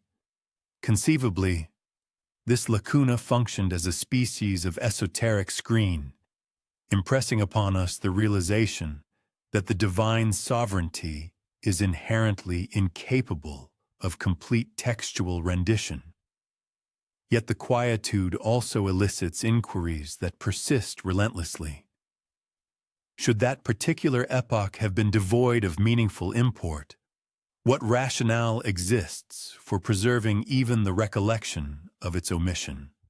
Why not simply commence the narrative with the inauguration of his public service? Instead, the canonical accounts render this lacuna discernible, akin to a portal presented to view yet perpetually sealed. This symbolic threshold beckons intellectual conjecture, even while precluding direct access. One might infer that the authors intended to convey, within this space resides a concealed compartment, yet its contents are not destined for our observation. Certain theological scholars propose that the taciturnity was designed to inculcate spiritual reliance. Through the deliberate exclusion of that temporal span, the Gospels compel the reader's attention not towards the incremental development of an existence, but upon the sacred imperative that manifests abruptly, as if emerging from an unidentifiable origin. Jesus appears in a state of complete maturation, luminous and wholly equipped. His inherent prerogative derives not from a meticulously chronicled formative period, but from the enigmatic profundity of his being. The unrecorded years intensify the perception that his advent originates not from human cultivation, but from a celestial summons. And yet, quietude is never entirely devoid of content. The unrecorded epoch elicits intellectual extrapolation, imaginative constructs, and profound yearning. They transform into an artistic medium upon which successive generations have rendered their individual conceptions of the Messiah. Esoteric practitioners populated this void with clandestine rites of passage, academic researchers with assiduous intellectual inquiry, and disbelievers with mundane anonymity. Thus, the absence of verbal articulation proves more fecund than its presence. It constitutes the experiential locus where every spiritual aspirant encounters the enigma according to their unique understanding. One might envision the very absence of sound as an instructional entity. Within the stillness of those undocumented years, Jesus conceivably assimilated insights more profound than any written text could impart. The virtues of forbearance, the dignity of toil, and the profundity of isolation. These were the experiential teachings derived from observing the cyclical transformations of nature, from heeding the lamentations of the impoverished, and from witnessing the manifestation of inequity within the commercial arena. Occasionally, taciturnity conveys greater instruction than verbal communication. It divests the mind of extraneous diversions, preserving solely the fundamental core of significance. The enigmatic quietude embedded within the sacred writings, therefore, constitutes not simply an omission to be regretted, but rather a shroud to be meditated upon. Analogous to the sacrosanct inner sanctum of the temple, sequestered and invisible, it intimates that spiritual purity necessitates a degree of concealment. Certain verities are destined to endure in an unarticulated state, not owing to their vacuity, but rather because their inherent plenitude and incandescent brilliance defy linguistic encapsulation. As one seeks repose this evening, permit that profound quietude to enfold one's being. Contemplate that undocumented period not as a void, but as an occulted presence, actively anticipating, undergoing a process of internal development. This is the tranquil prelude to tumultuous upheaval, the serene calm preceding profound disclosure. In a manner analogous to how nocturnal hours anticipate the emergence of daybreak, so too does the scriptural quietude condition us for the resonant utterance destined one day to reverberate from the summit of the mountain. The vocalization that will articulate illustrative narratives and supplications. The vocalization that will persist indelibly in memory. Thus, the quietude constitutes an intrinsic component of the unfolding narrative, a deliberate interlude sculpted into the account, serving as an admonition that not every detail is amenable or appropriate for articulation, and that certain enigmatic phenomena exist not for intellectual elucidation, but for profound veneration. Consequently, the seemingly vacant years within the Gospels transmute from an imperfection into an inherent characteristic, a transcendent quietude murmuring throughout the ages that even amidst non-manifestation, the numinous remains immanent. In the profound quietude of absence, the divine nonetheless makes its profound presence felt. When the nascent Christian congregations commenced the formidable task of compiling their sacred writings, the pervasive lacuna encompassing Jesus' undocumented years was likely not the sole instance of deliberate silence.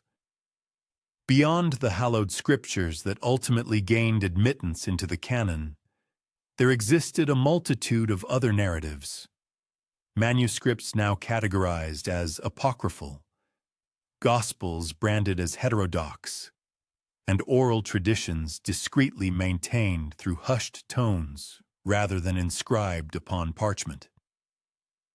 Some of these accounts boldly ventured to illuminate Jesus' formative youth, his extensive journeys, and even his teachings beyond the conventional confines of Judea. Yet, the vigilant guardians of orthodoxy exercised meticulous discernment, and a substantial body of material was purposefully excluded from the sacred precincts. The intricate process of canon formation was neither swift nor uncomplicated. Over the span of centuries, revered bishops and ecclesiastical councils engaged in fervent deliberations, meticulously debating which writings genuinely conveyed the authentic voice of Christ and which were destined for repudiation. The four canonical Gospels, Matthew, Mark, Luke, and John, ultimately emerged as foundational pillars, while scores of other texts faced condemnation, concealment, or eventual oblivion. Among these omitted narratives were compelling works that dared to peer into the very epochs that the established canon leaves unspoken. Their precarious survival, whenever it occurred, was often tenuous. A fleeting fragment cited within a church father's epistle, an ancient manuscript sequestered within arid desert caves, or a persistent rumor of a scroll securely locked away in a monastic library. Why, then, were these diverse traditions suppressed? Perhaps certain accounts appeared excessively bizarre, replete with tales of a youthful Jesus inflicting demise upon childhood companions, only to miraculously restore them, or fashioning avian forms from pliable earth with a mere utterance. Others might have carried intimations of external philosophical currents, echoing Greek thought, Eastern wisdom, or Egyptian mysteries. Still more suggested a more intrinsically human Jesus, one who experienced growth, acquired knowledge, and even grappled with challenges, rather than presenting a figure of perfect, inherent prescience. To preserve a unified doctrinal framework, the Church Fathers may have harbored apprehensions regarding such a plurality of recollections.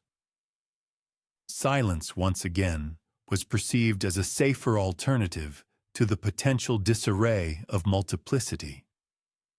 The monumental discoveries of the Dead Sea Scrolls and the Nag Hammadi Library in the 20th century ignited renewed scholarly interest in these long-eclipsed traditions.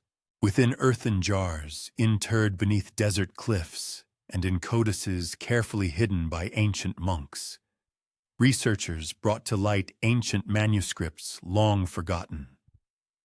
The Gospel of Thomas, the Gospel of Philip, the Gospel of Truth. These writings unveiled a tapestry of Christian thought considerably more varied than the one meticulously preserved within the canon. Mystical, esoteric, replete with arcane pronouncements and divergent historical perspectives. None offered a precise chronological account of the lost years. Nevertheless, many strongly hinted that a considerable amount had been intentionally kept veiled. It remains compelling to contemplate what knowledge might still lie undiscovered. Some whisper of ancient codices hidden within remote Himalayan monasteries, purportedly describing Jesus' eastward journeys. Others speak of manuscripts sealed within the Vatican's clandestine vaults, deemed too incendiary for public dissemination. Whether these assertions are factual or merely the stuff of legend, they collectively underscore a profound sense of intrinsic understanding that silence is frequently orchestrated, not serendipitous, that the missing years were perhaps not simply forgotten, but purposefully sequestered. Imagine for a moment the hushed monastic writing chamber of an early monastery, illuminated by flickering oil lamps, the air thick with the fragrant scent of incense. A devoted scribe meticulously copies a gospel, his quill carefully gliding across the vellum. He pauses over a particular passage, unsettled about whether to transcribe it. Behind him, an abbot subtly shakes his head. It is better to omit. Better to allow the silence to endure.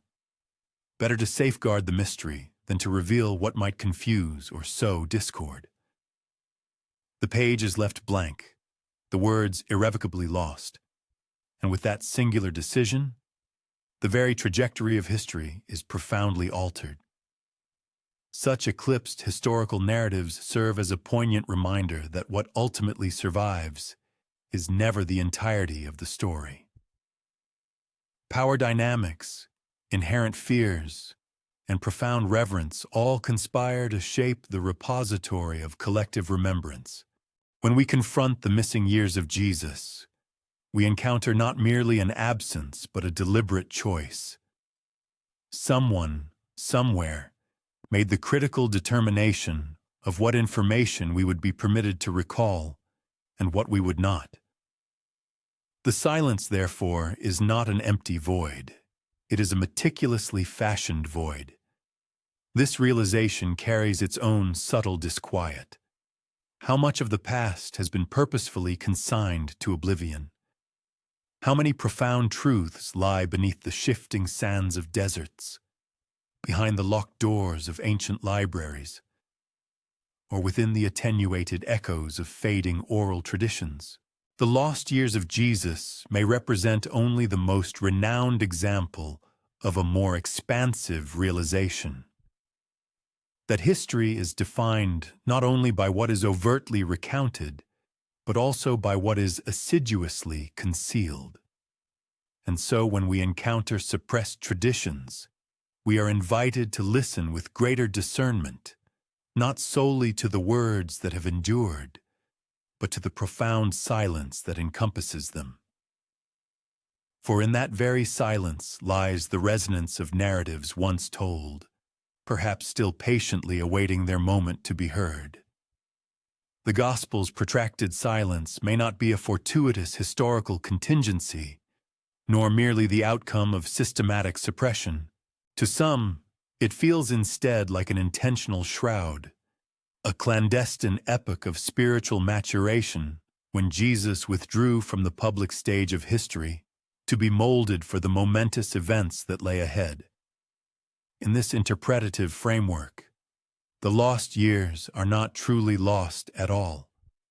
They are deliberately veiled, enshrouded in enigma, because they pertained not to public witness, but to intimate metamorphosis.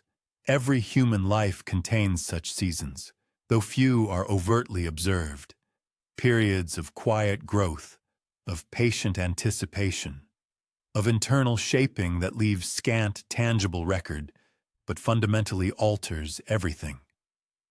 A seed germinating in darkness, an unobserved metamorphosis within a chrysalis, a faint dawn preceding sunrise.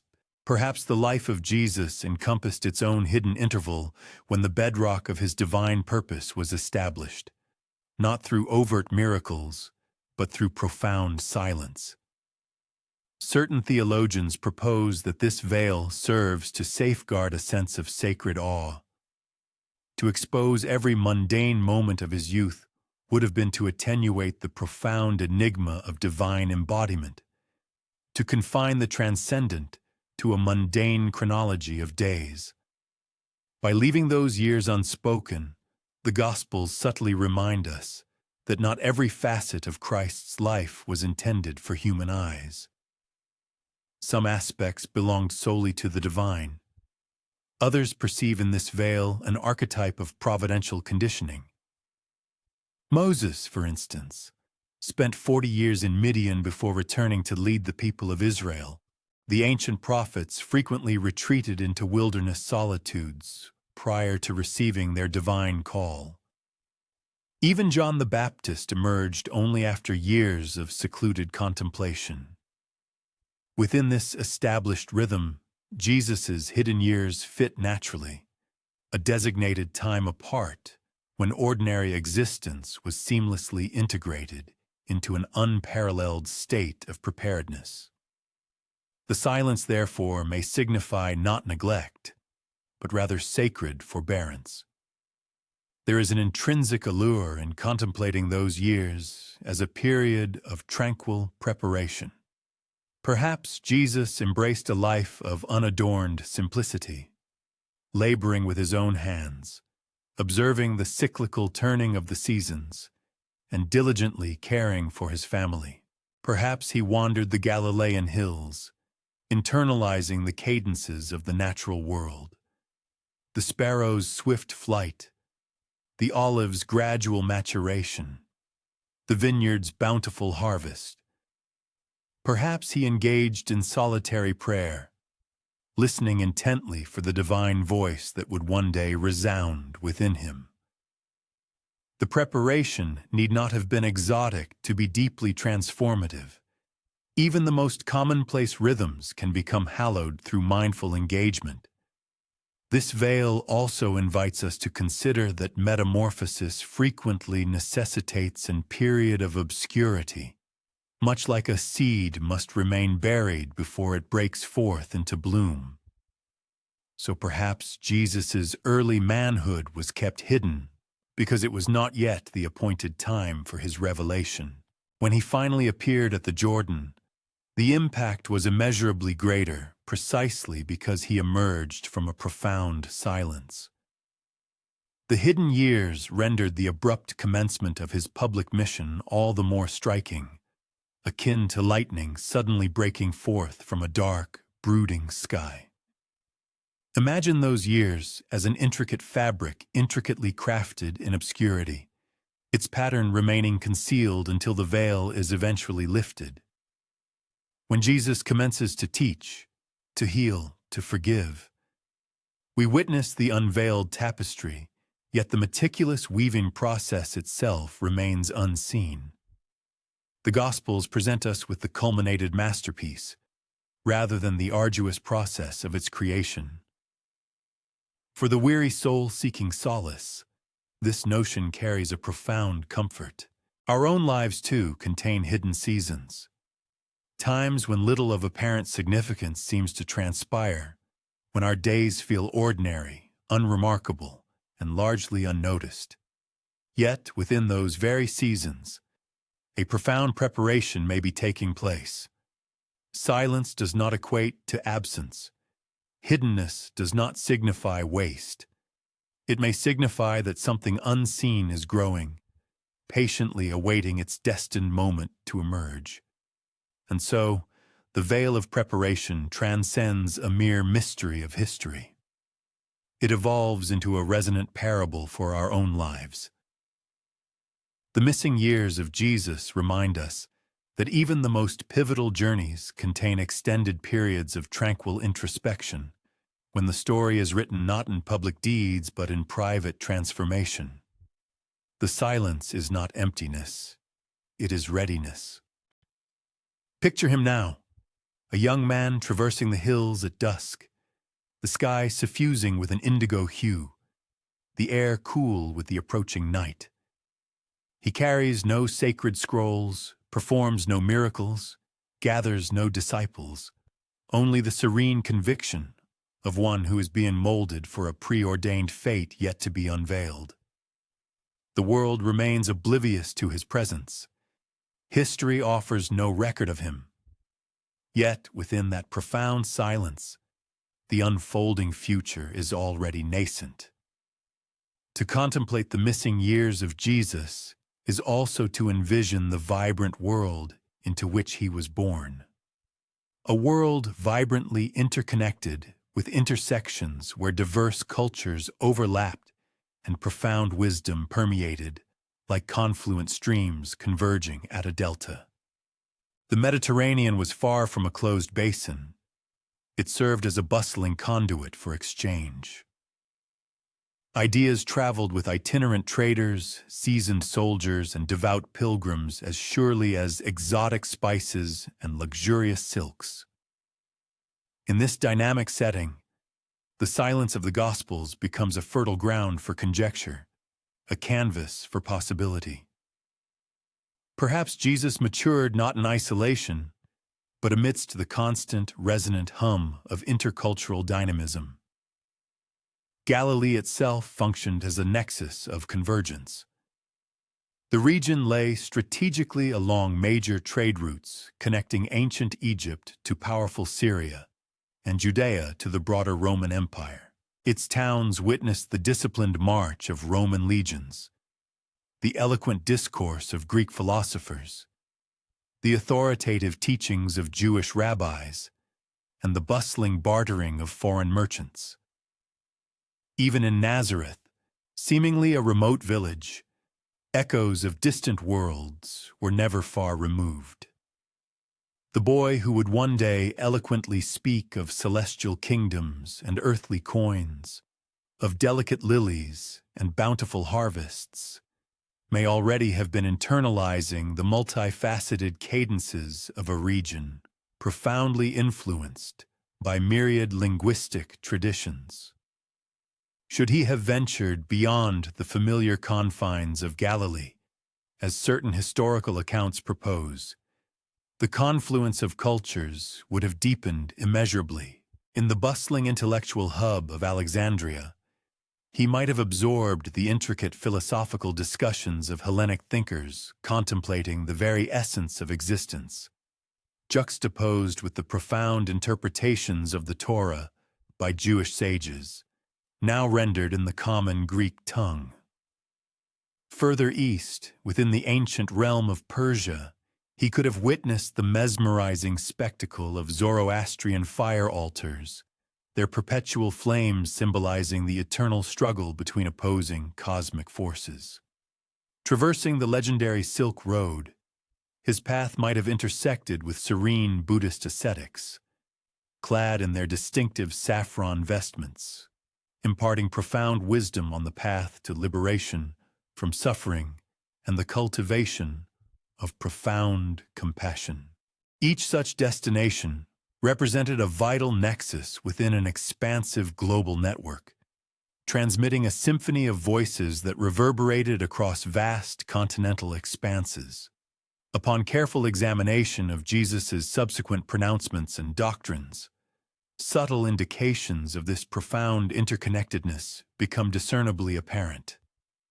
His illustrative parables, such as the sower distributing seeds upon varied terrains, the illumination concealed beneath a bushel, or the precious valuables interred within earthly plots, possess an undeniable, pervasive clarity.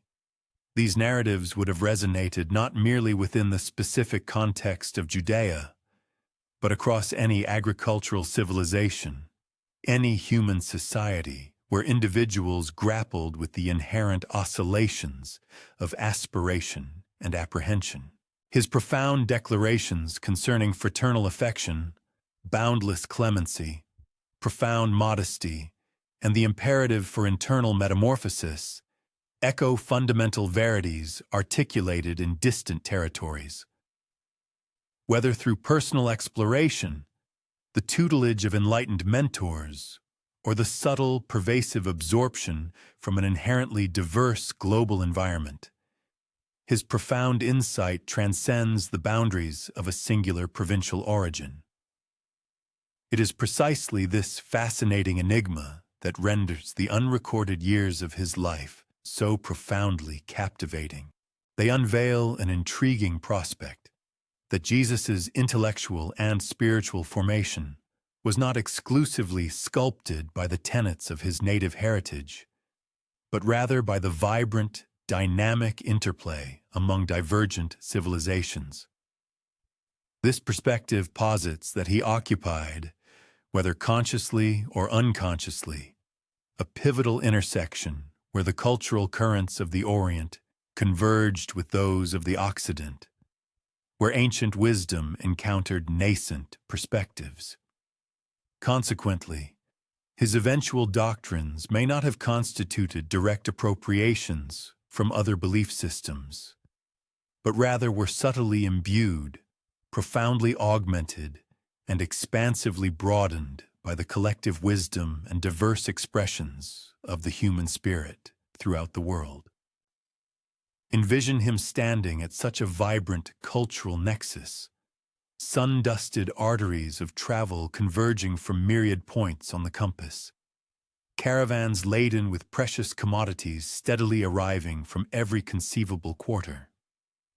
Traders meticulously unburdened their valuable merchandise, lustrous ivory from the heart of Africa, shimmering silk fabrics from the distant reaches of China, and exquisitely crafted glass artifacts originating from the Roman Empire.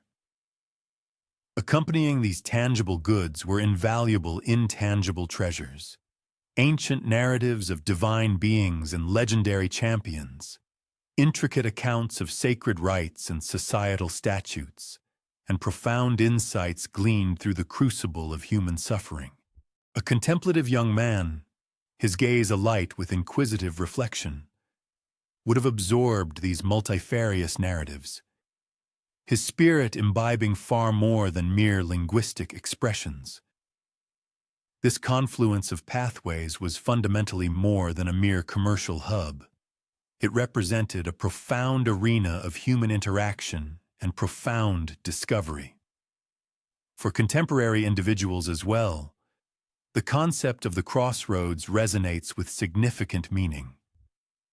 Our identities are sculpted not solely by the legacy of our own ancestry, but by the myriad narratives and perspectives that traverse the tapestry of our existence.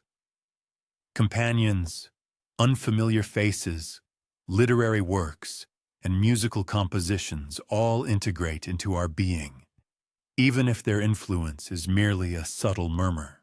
The profound quietude surrounding Jesus' undocumented years may well enshroud precisely such formative encounters. Moments when profound wisdom permeated his consciousness, not through a singular, sudden epiphany, but through the consistent, gradual amalgamation of diverse cultural streams. The compelling notion of Jesus as an ideological and spiritual conduit between disparate worlds holds both tangible historical relevance and profound symbolic resonance. From a historical standpoint, it accurately mirrors the intricate, interconnected global landscape of the first century. Symbolically, it serves as a potent reminder that profound truths frequently surface at the interstices where divergent perspectives converge and interweave. Consequently, these unrecorded periods may signify not merely an absence of historical data, but rather the deliberate genesis of a message sufficiently expansive to encompass the entirety of human experience. As the twilight deepens into the profound embrace of night, once more visualize this bustling intersection. Lanterns cast their dancing, ephemeral glows, human voices intermingle in a rich tapestry of sound, and the celestial bodies majestically ascend above the horizon. Amidst the transient throng of wayfarers, a solitary young man stands in quiet contemplation, his presence largely unobserved by the bustling multitude, yet profoundly altered within by the powerful currents of global thought and emotion swirling about him. Within that profound quietude, the very trajectory of human history patiently awaited its unfolding. When one contemplates the enigmatic, unrecorded years of Jesus' existence, our cognitive gaze invariably drifts towards remote geographical expanses, towards arid deserts and towering peaks, towards ancient, distant sanctuaries and the tutelage of exotic foreign mentors. However, it is entirely plausible that the authentic essence of those formative years resides not within the realm of the extraordinary or the esoteric, but rather within the mundane and commonplace, subtly concealed in plain view. It might have been meticulously integrated into the very texture of quotidian existence with such seamlessness that it failed to impress any discernible mark upon the fragile parchments of historical record. Indeed, Jesus might not have embarked upon extensive travels whatsoever. Instead, he could have resided with unassuming quietude in the village of Nazareth, fulfilling the role of a carpenter's son, a sibling within a modest family unit, and a fellow inhabitant among diligent agriculturalists and bustling merchants. The profound reticence of the canonical Gospels could therefore signify not clandestine peregrinations, but rather an understated existence of profound simplicity.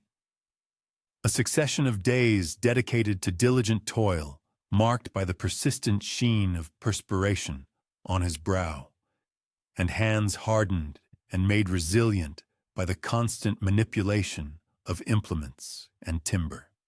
Such a life, characterized by its humility and lack of formal documentation, might not have appeared sufficiently momentous to merit preservation by the initial chroniclers of his ministry. Nevertheless, it may have served as the very crucible, the intense transformative forge, for his subsequent revolutionary instruction. Reflect upon the sheer volume of his illustrative parables that derive their essence from the most fundamental cadences of rustic existence. The meticulous sower dispersing seeds across unyielding stony earth and bountiful fertile loam. The vigilant shepherd painstakingly seeking a stray lamb that has wandered from the flock. The diligent woman meticulously sweeping her dwelling in pursuit of a lost coin. The astute merchant divesting himself of all possessions to acquire a pearl of unparalleled value. These vivid vignettes, despite their prosaic origins, convey the profound gravity of immutable spiritual verities. Yet, they are fundamentally extrapolated from the ubiquitous panoramas of village life. It is as if the unrecorded decades were devoted to assiduously collecting these potent images, one by one, meticulously refining them in profound silence, until they would brilliantly illuminate his later parabolic narratives. Furthermore, even the tangible practical aspects of his subsequent public ministry may subtly echo these years of unassuming manual labor. A skilled carpenter inherently comprehends the intrinsic fortitude of various timbers, the profound patience requisite for construction, and the significant repercussions of miscalculation. He possesses an intimate understanding of the distinct textures of olive and cedar wood, the rhythmic percussion of the hammer, and the precise incisiveness of the chisel, and the enduring resilience inherent in robust stone foundations. Subsequently, when Jesus eloquently expounded upon the architectural wisdom of constructing dwellings upon unyielding bedrock versus precarious sand, or articulated the profound concept of yokes crafted for ease and burdens rendered light, it is highly conceivable that he was directly referencing practical insights initially assimilated and mastered within the humble confines of a carpentry workshop. To interpret his unrecorded decades through this particular lens is to perceive them not as a void or a lacuna, but rather as a profound and integral presence, a complete and utter immersion within the everyday existence of his community.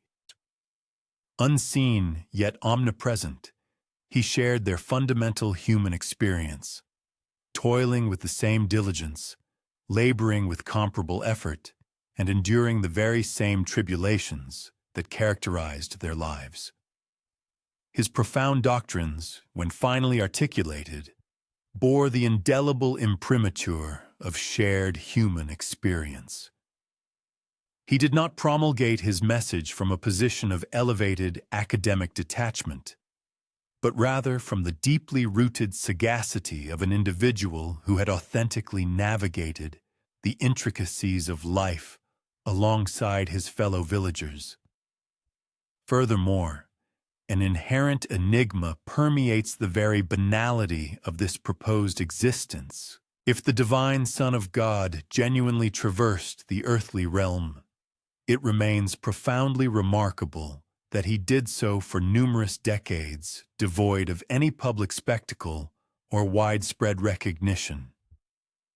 His immediate neighbors might have perceived him solely as an unassuming artisan, nothing beyond that humble designation. It is entirely plausible that they encountered him routinely within the bustling marketplace, utterly oblivious to the profound reality that the very individual destined to fundamentally transform the entire global paradigm stood in their midst, entirely unheeded. The pervasive quietude of the gospel narratives may, in fact, precisely mirror this profound anonymity, the divine essence deliberately veiled within the commonplace, patiently anticipating its destined moment of revelation. In moments of contemplative, private reflection, this particular hypothesis evokes both a profound sense of humility and an abiding marvel. How frequently do human beings inadvertently disregard the sacred, precisely because it manifests itself cloaked in the unassuming guise of the ordinary? How often do we ardently pursue profound revelations in remote, exotic locales, while simultaneously neglecting the subtle yet potent wisdom that quietly blossoms within the rhythms of our own daily existence?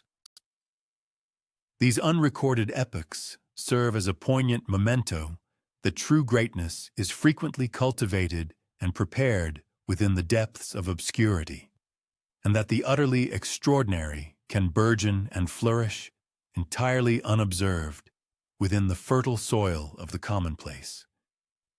Allow your mind's eye to conjure an image of the ancient village of Nazareth. Visualize the unpretentious dwellings constructed from rugged stone and sun-baked clay.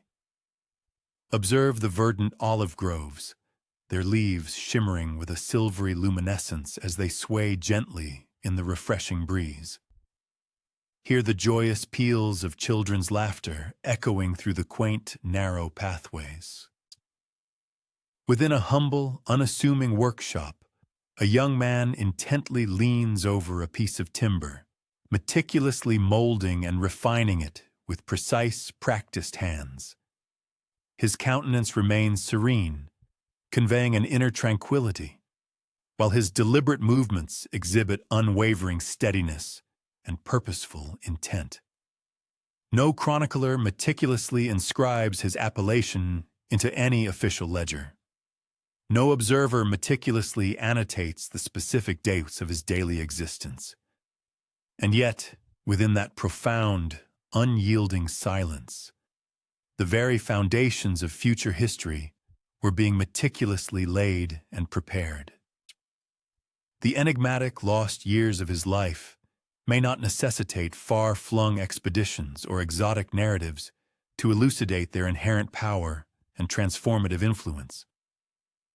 Perhaps they require merely this: an existence embraced with quietude, lived with profound fullness, and observed with meticulous attentiveness amidst the routine cadences of a village community.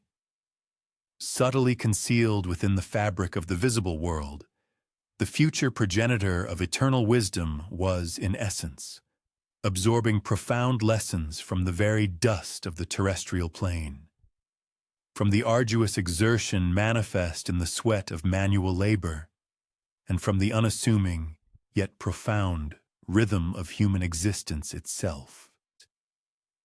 A distinct interpretative framework offers an alternative approach to comprehending the profound reticence surrounding Jesus' unrecorded years, an approach that does not seek elusive clandestine journeys or purportedly suppressed ancient manuscripts, but rather conceptualizes the very absence of detail as a deliberate, intentional mythic construct.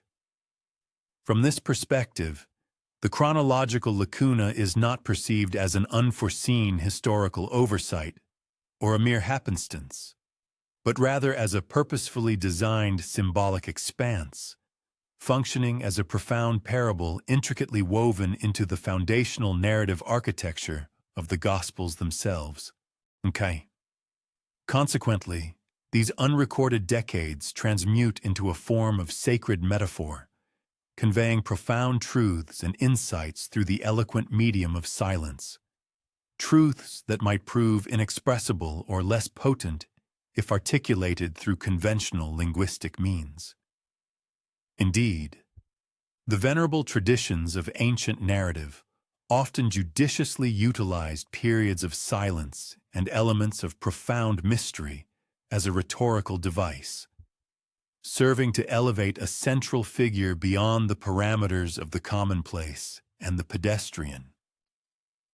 Legendary heroes, for instance, were occasionally introduced through miraculous or wondrous birth narratives, only to subsequently disappear from the historical or mythological chronicles, reappearing later as fully developed, mature individuals, seemingly without a transitional period. This particular narrative archetype deliberately accentuates the inherent concept of predetermined destiny over gradual personal development, emphasizing divine revelation rather than an incremental, observable process of growth. To meticulously document the progression of the boy's maturation into manhood would undeniably imbue the narrative with a more pronounced humanistic quality. However, to deliberately obscure this pivotal transformation instead envelops the entire account in an ethereal aura of the miraculous. The very silence, therefore, communicates a profound message. It asserts that this individual originates not from the culmination of conventional human preparation or earthly tutelage, but rather from the unfathomable depths of divine mystery. For a segment of theological and literary scholars, the unrecorded years function precisely in this interpretive capacity.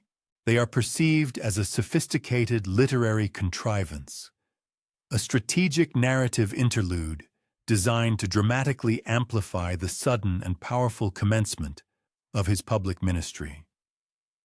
When Jesus makes his momentous appearance at the River Jordan, around the age of 30, the pronounced dearth of preceding biographical detail intensely accentuates the inherent drama of the moment.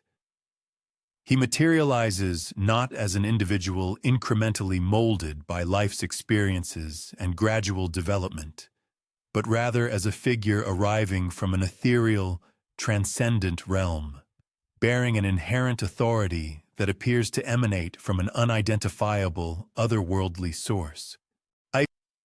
Beyond, carrying an intrinsic authority that seems to materialize from an unidentifiable source, rather than being conventionally earned. The pervasive myth surrounding these unrecorded years profoundly accentuates his distinct otherness, his enigmatic nature, and ultimately, his divine essence. This narrative void effectively elevates his status beyond the ordinary. However, it is crucial to understand that the term myth in this context does not inherently signify falsehood or mere fabrication.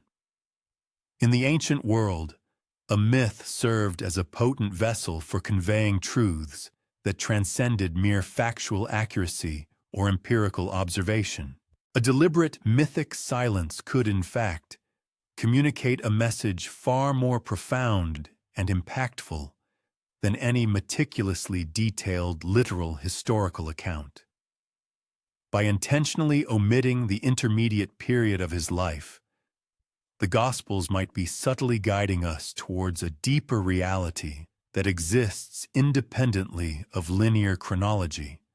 This suggests that the paramount significance lay not in the specific methods or circumstances of Jesus' learning, but rather in the inherent nature of his being, who he fundamentally was.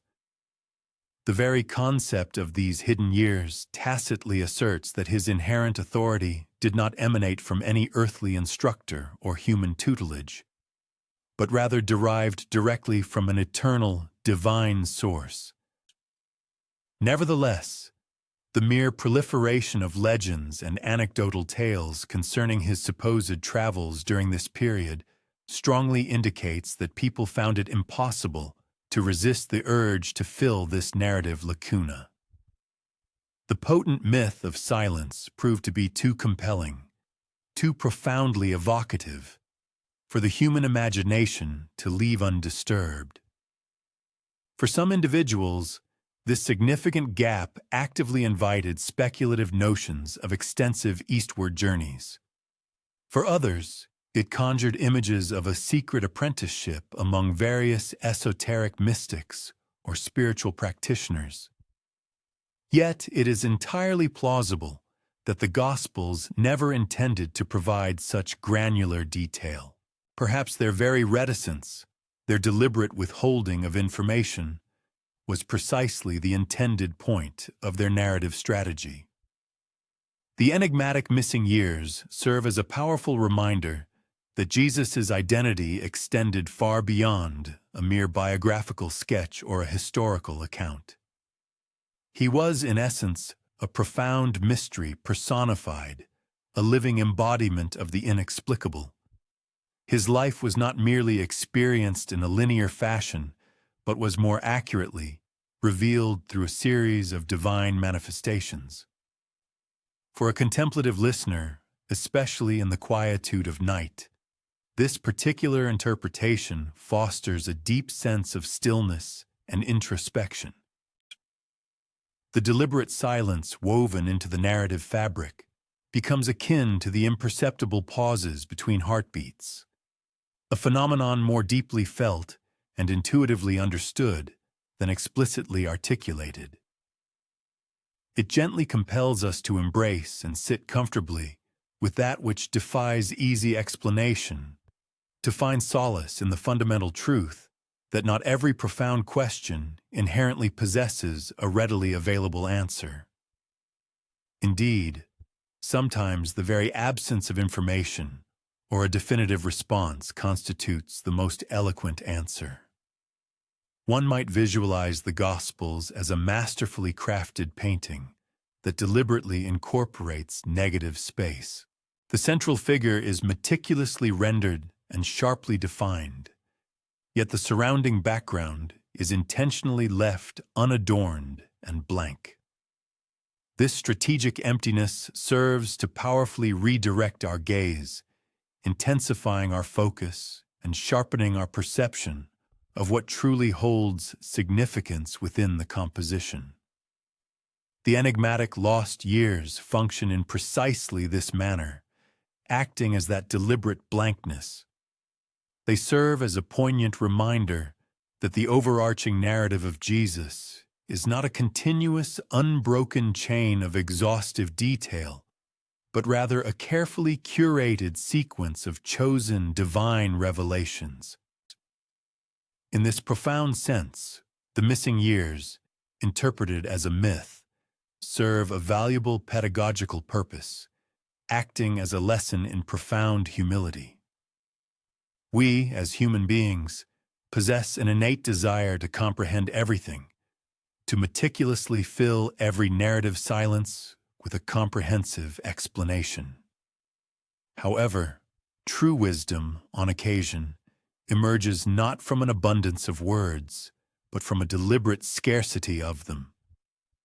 The unspoken elements within the narrative effectively invite a sense of profound wonder, deep reverence, and unrestrained imagination.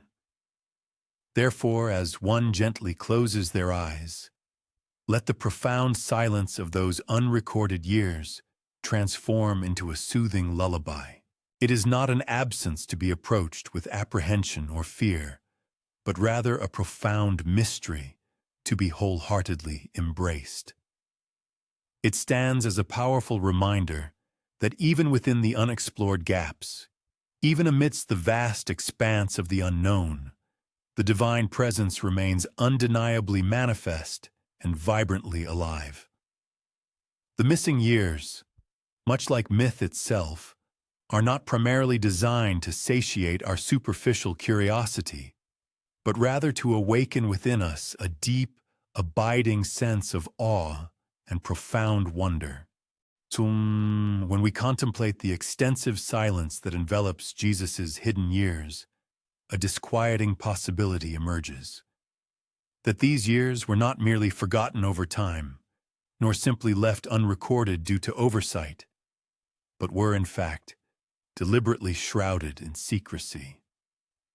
The nascent early church may have consciously opted for this veil of silence as a protective measure, meticulously safeguarding what it harbored fears of revealing, effectively locking away information that might have potentially unsettled or challenged the foundational tenets of faith. History, it is often observed, is profoundly shaped not only by what is explicitly documented, but also, significantly, by what is intentionally withheld. Ecclesiastical councils and diligent scribes played a pivotal role in determining which Gospels would ultimately endure the test of time, which teachings would be elevated to a sanctified status, and conversely, which narratives would be summarily discarded or suppressed. If Jesus' unrecorded years indeed encompassed encounters with diverse spiritual traditions, if he had engaged in studies under the tutelage of foreign teachers, or if he had articulated pronouncements that blurred the conventional boundaries of established faith, such intricate details might have been perceived as excessively perilous to preserve. To acknowledge these elements could potentially dilute the compelling claim of his unique divinity, suggesting that the profound wisdom embodied by Christ was not exclusively divine in origin, but rather partially acquired or borrowed from external sources. Even in contemporary times, persistent whispers circulate regarding the existence of concealed records, ancient scrolls purportedly hidden away in obscure monastic libraries, manuscripts securely locked deep within the labyrinthine archives of the Vatican, or fragmented texts that subtly allude to extensive journeys to distant lands far beyond the familiar confines of Judea. The majority of mainstream scholars tend to dismiss such assertions as mere legend or unsubstantiated conspiracy theories. Yet, the very tenacity and widespread persistence of these claims bear witness to an underlying intuition that something significant has indeed been deliberately guarded or suppressed. The prevailing silence surrounding this period feels inherently intentional, as if a collective decision was made long ago, that a state of forgetting would ultimately serve a more beneficial purpose than active remembrance. One might envision the diligent custodians of faith in the initial centuries of Christianity, convened in dimly lit, shadowed chambers. A scribe carefully unrolls a fragile scroll, its ancient ink faded but still remarkably legible, recounting a captivating narrative of the young Jesus engaged in profound study among various foreign mystics. The assembled elders exchange knowing glances. Such a narrative, they might have mused, could potentially confuse the devout faithful, blurring the clear distinction between divinely chosen revelation and the more mundane human pursuit of knowledge. One by one, they solemnly shake their heads in agreement. The scroll is then carefully set aside, its powerful words destined never to be copied or widely disseminated, its memory deliberately allowed to gradually dissipate into obscurity. In this intricate process, deliberate secrecy effectively transforms into a form of preservation. To contemplate the missing years from this particular vantage point is to squarely confront the profound possibility that history is not merely curated by unforeseen accidents, but also, quite significantly, by deliberate and calculated intention. Silence, in certain instances, functions as a formidable wall constructed not primarily to safeguard an inherent truth, but rather to protect an entrenched power structure. What lies concealed behind this formidable barrier may, in all likelihood, never be fully known. Yet, the very existence of the wall itself conveys a profound message, that at some point in the distant past, a conscious choice was made to guard, to withhold, and to meticulously seal away certain narratives. For the listener gently drifting into a state of rest, this intriguing possibility evokes a complex blend of both unease and profound wonder. If secrets were indeed meticulously kept, they serve as a powerful reminder of the inherent fragility of human memory and the disconcerting ease with which narratives can be meticulously shaped and controlled by those who wield the power of the pen.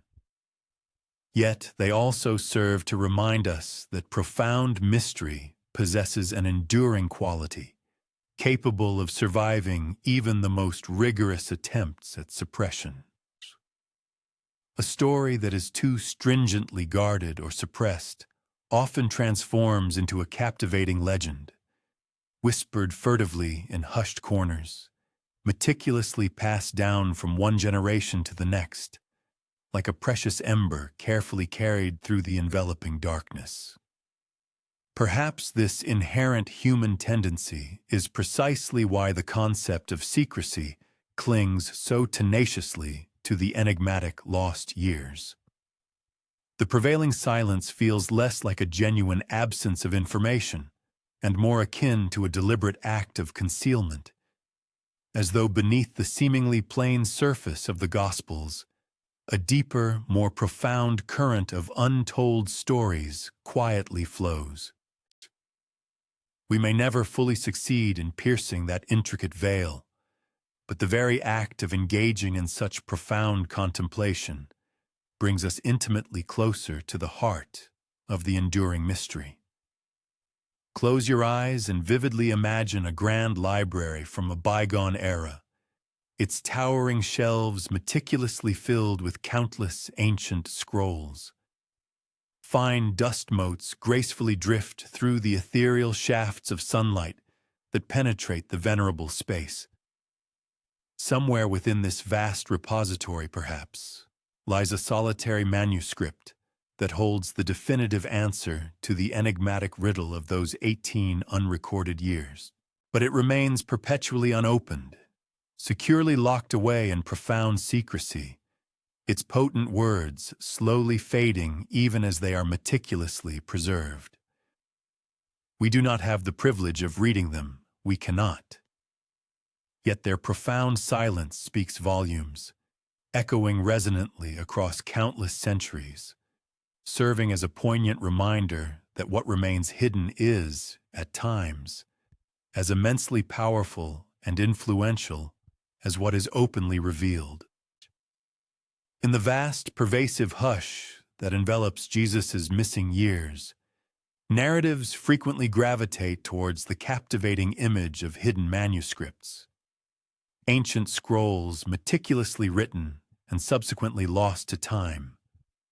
Venerable codices carefully buried and then forgotten, or fragile parchments patiently awaiting discovery beneath countless layers of accumulated dust and stone.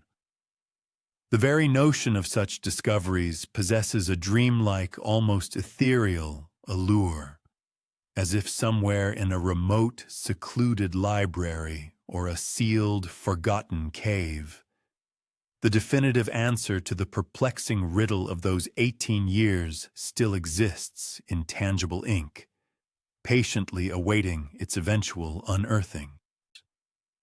The annals of history are replete with numerous instances of such remarkable recoveries. The Dead Sea Scrolls, for instance, were serendipitously discovered by chance in the arid caves of Qumran, unveiling a rich tapestry of Jewish thought contemporary with Jesus' era, a collection of hymns, legal texts, and prophetic writings preserved in profound silence for nearly 2 millennia. The Nag Hammadi Library, unearthed in Egypt in 1945, presented a vibrant chorus of previously forgotten Christian voices, encompassing gospels, esoteric revelations, and mystical sayings meticulously hidden away by monks who harbored fears of their potential destruction. If such invaluable caches of information could successfully endure centuries unseen and undisturbed, why not others that might still be awaiting their discovery? Some individuals assert that ancient monasteries nestled in Tibet, India, or Egypt possess manuscripts that directly recount Jesus' extensive wanderings in the mystical East. 19th-century travelers reported hearing local monks recite passages from ancient scrolls that detailed the journey of a revered teacher named Isa, who journeyed from Israel to acquire and impart knowledge before ultimately returning to his homeland. Scholars remain sharply divided on these accounts. Some unequivocally dismiss them as mere inventions or fanciful tales. Others, however, discern fragments of an authentic oral tradition that has been subsequently embellished and transformed into myth. Yet, even the most staunch skeptics cannot deny the profound resonance of this possibility. That somewhere, a tangible written testimony exists, capable of bridging the significant gap between Jesus' childhood and his adulthood, between the humble village of Nazareth and the sacred waters of the Jordan. Even in the Western world, whispers persist concerning sealed archives. The Vatican Library, with its seemingly endless corridors and securely locked chambers, is frequently imagined as a veritable vault of such profound secrets. It is believed to house texts deemed too fragile to handle, too potentially dangerous to disseminate, or too controversial to release to the general public. Whether these claims are rooted in verifiable fact or simply imaginative fiction matters less than what they intrinsically represent. The pervasive human intuition that silence is not invariably synonymous with emptiness, but rather, quite frequently, with deliberate concealment. The intrinsic veracity or fabrication of a narrative holds less significance than the profound implications it carries. The pervasive sensation that stillness does not invariably signify an absence, but rather an intentional concealment. This notion posits that forgotten manuscripts might harbor profound truths, deliberately obscured because their revelations would prove too disruptive for established doctrines. Imagine for a fleeting instant the serendipitous discovery of such an artifact. A delicate parchment, its edges crumbling with age, its once vibrant ink now a faint sepia. As you meticulously unfurl this ancient text, amidst lines of Greek or Aramaic script, words emerge, vividly depicting a profound journey, a revered mentor, an illuminating vision. Perhaps these writings describe Jesus engaging in discourse with venerable sages in the ancient lands of India. Perhaps they chronicle his solitary wanderings across desolate deserts alongside enigmatic mystics, or perhaps they simply portray Jesus toiling diligently within a humble Galilean workshop, his profound wisdom blossoming quietly in the tranquil embrace of obscurity. Regardless of the specific details unveiled, the mere existence of such a manuscript would irrevocably alter our comprehension, not only of his enigmatic life, but of the entire tapestry of human history. Yet, an intriguing paradox invariably arises. Even if such profound writings were indeed brought to light, would their authenticity be readily accepted? Or would they too be swiftly dismissed as mere apocrypha, as imaginative fables conjured to fill a persistent void in our understanding? The very intensity of our collective yearning for definitive answers, paradoxically, cultivates a profound suspicion towards every solution presented.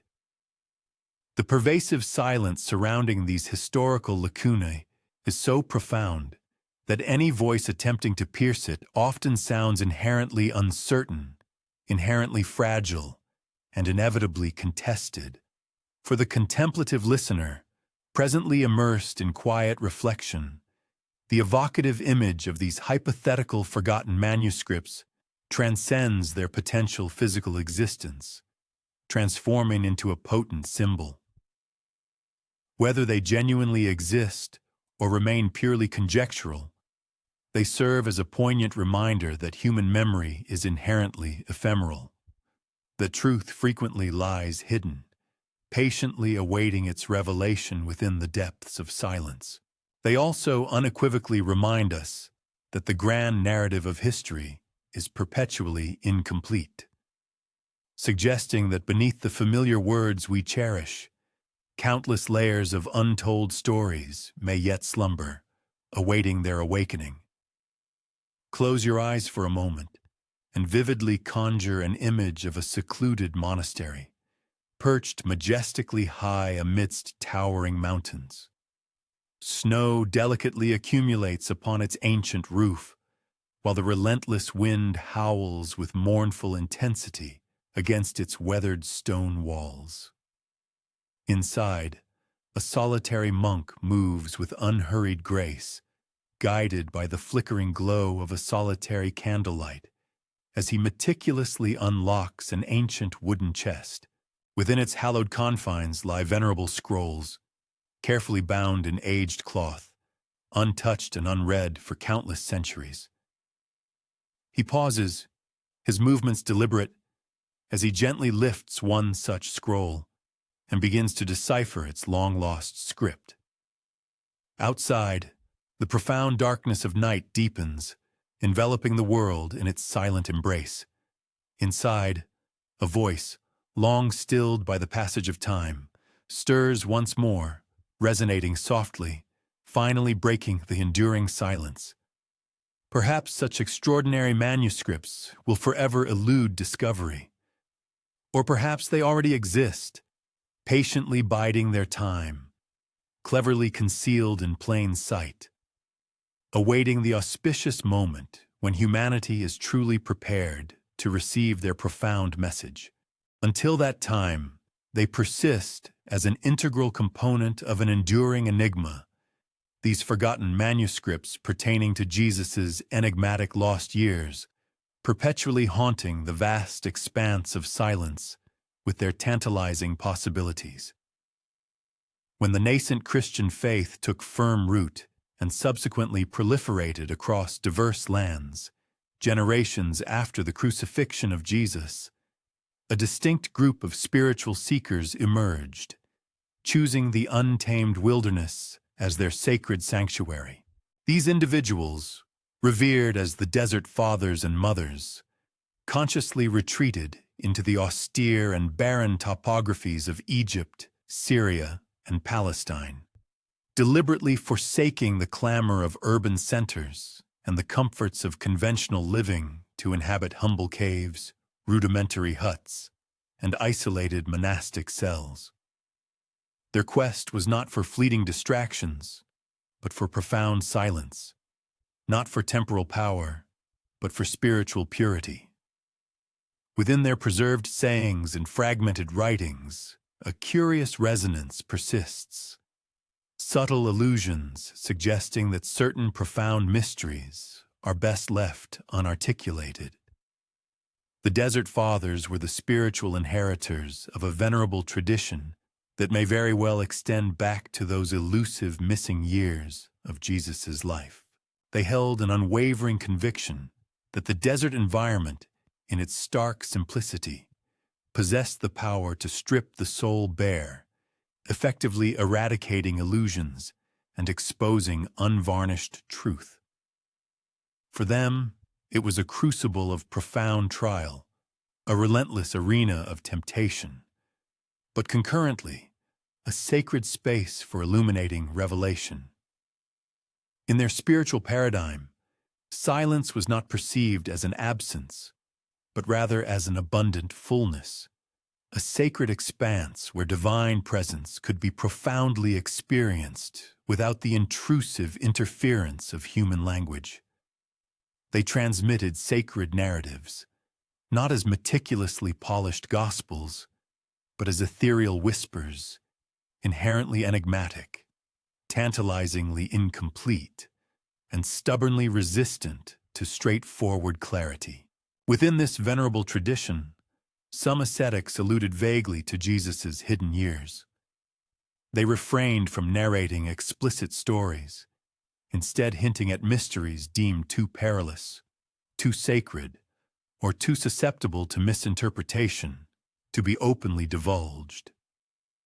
In their profound silence, we discern a poignant reflection of the gospel's own reticence, a steadfast insistence that what held the most profound significance was not to be verbally articulated, but rather to be authentically lived.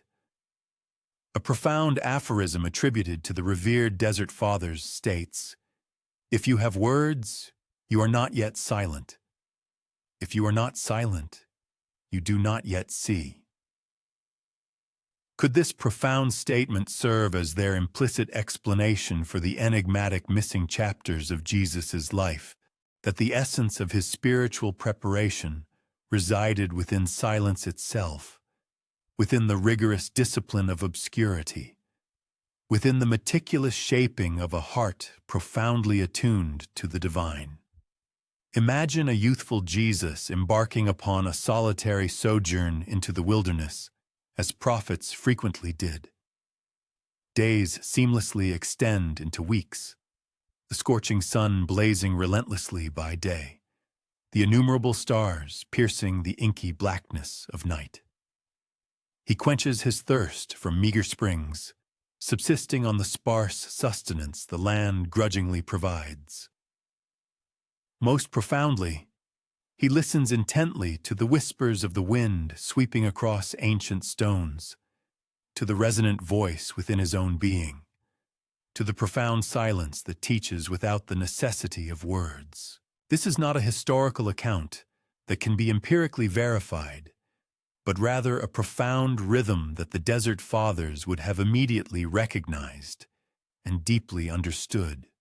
For they, too, held the unwavering belief that silence possessed the transformative power to sculpt and refine the human soul.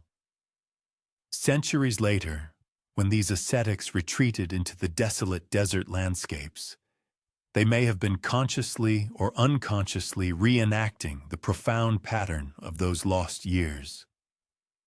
Their lives served as living parables of withdrawal and subsequent return, of profound hiddenness and illuminating revelation. They bequeathed no detailed chronicles of Jesus' youth, yet their very manner of living strongly suggested a profound, unarticulated understanding. Some truths, they believed, are not formally recorded precisely because they defy recording. They are experienced solely within the profound embrace of silence. For the attentive listener this evening, this contemplative thought imparts a quiet yet profound lesson. The missing years may be less concerned with geographical specifics, where Jesus journeyed, what academic disciplines he pursued, and more profoundly focused on interiority. How silence meticulously prepared him, how hiddenness exquisitely refined his spirit. The Desert Fathers serve as a potent reminder that the most profound mysteries often transcend the confines of language, and that sometimes what is deliberately withheld holds greater power and significance than what is explicitly revealed. Picture a secluded desert cave at the mystical hour of dusk. A monk sits cross-legged in the ethereal dim light, uttering no words, listening solely to the rhythmic beating of his own heart. Outside, the wind gracefully glides across the vast expanse of sand, carrying with it the very same profound silence that once enveloped Jesus' unrecorded years. That silence, they understood, is not an absence. It is an undeniable presence, a hidden presence, deeper than any words, stronger than any historical narrative. Perhaps the Desert Fathers deliberately refrained from speaking plainly about the lost years, because they perceived them not as an intellectual problem demanding resolution, but rather as a profound model worthy of emulation. To embrace a life of silence is to fully embrace the inherent mystery. To relinquish the need for words is to step into the profound realm of truth. In this profound manner, the silence woven into the Gospels and the profound silence of the desert converge, merging into a singular, resonant echo. That which is hidden may, in fact, be holier than that which is overtly revealed. For nearly 2 millennia, the enigmatic missing years of Jesus' life have relentlessly captivated the intellects of scholars.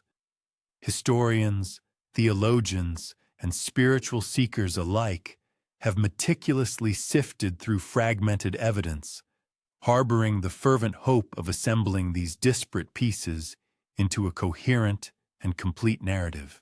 Yet, this intricate puzzle stubbornly resists a definitive solution. The various components undeniably exist, scattered across a diverse array of apocryphal gospels, medieval legends, vibrant oral traditions, and faint archaeological whispers. However, when scholars endeavor to meticulously join these fragments together, the resultant picture consistently fails to achieve a complete and unambiguous resolution. Some scholarly perspectives emphatically underscore the historical silence surrounding this period. They contend that the very absence of concrete evidence itself serves as compelling proof that Jesus most likely lived a remarkably unremarkable life in Nazareth, diligently working as a carpenter and attracting no significant attention until his pivotal baptism by John the Baptist. From this viewpoint, the missing years are not mysterious in the slightest, but rather thoroughly mundane, their silence merely reflecting a life too ordinary to warrant extensive historical documentation. For these particular scholars, the imaginative speculation of Jesus traveling to distant lands like India, Britain, or beyond is to indulge in nothing more than fanciful myth-making. The answer to this enduring puzzle, they assert, is simply that there is no puzzle at all to begin with. Others, however, draw attention to intriguing clues that steadfastly resist such simplistic explanations. They highlight the remarkable and sudden authority with which Jesus began to teach, the profound universality embedded within his parables, and the striking resonance of his sayings with ancient wisdom traditions extending far beyond the geographical confines of Judea. These scholars propose that such profound depth of insight does not spontaneously emerge in isolation. Rather, it must reflect significant exposure to broader and more diverse currents of thought and spiritual traditions. Here, the missing years transform into a tantalizingly blank canvas upon which to project a myriad of possibilities. Rigorous Essene training, immersion in ancient Egyptian mysteries, engagement with profound Indian philosophies, or participation in the cosmopolitan intellectual exchanges facilitated by the ancient Silk Road trade routes. Still others adopt a more nuanced, middle-ground approach. They postulate that Jesus did not necessarily need to undertake extensive travels to encounter the accumulated wisdom of the world. Galilee itself, strategically situated at the nexus of bustling trade routes, naturally exposed him to a diverse tapestry of foreign voices and innovative ideas. A young man who possessed an exceptional capacity for careful listening and attentive observation, they suggest, could have absorbed the rich diversity of the world's intellectual and spiritual currents without ever physically departing from his familial home. For those who absorbed the world's narratives with keen ears and observed its intricate tapestry with discerning eyes, the vast spectrum of human experience and global diversity could have been apprehended without ever venturing beyond the confines of their own dwelling. Through diligent attention to the tales shared and the lives lived within one's immediate sphere, a profound understanding of the world's rich mosaic was entirely attainable. From this particular vantage point, the perplexing enigma finds its resolution not in arduous expeditions to distant lands, but rather in a profound and localized immersion within the vibrant confluence of various traditions and backgrounds that intersect in one's own environment. The answer, therefore, lies in the deep engagement with the cultural melting pot found right at home. However, there exists another school of thought, championed by those who contend that the conspicuous silence surrounding certain periods is entirely intentional, positing that the canonical Gospels deliberately obscure more information than they actually bring to light regarding the life of Jesus. They argue for a calculated concealment. Proponents of this theory advance the notion that the foundational leaders of the early Christian church might indeed have possessed accounts detailing the formative years of Jesus, yet consciously elected against their preservation.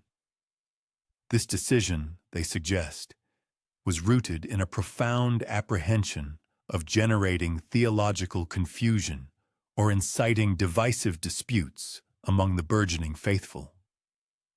For these astute scholars, The heart of the enigma resides not in a mere void of information, but rather in a systematic suppression, a meticulously concealed segment of history that has been deliberately shrouded from public knowledge.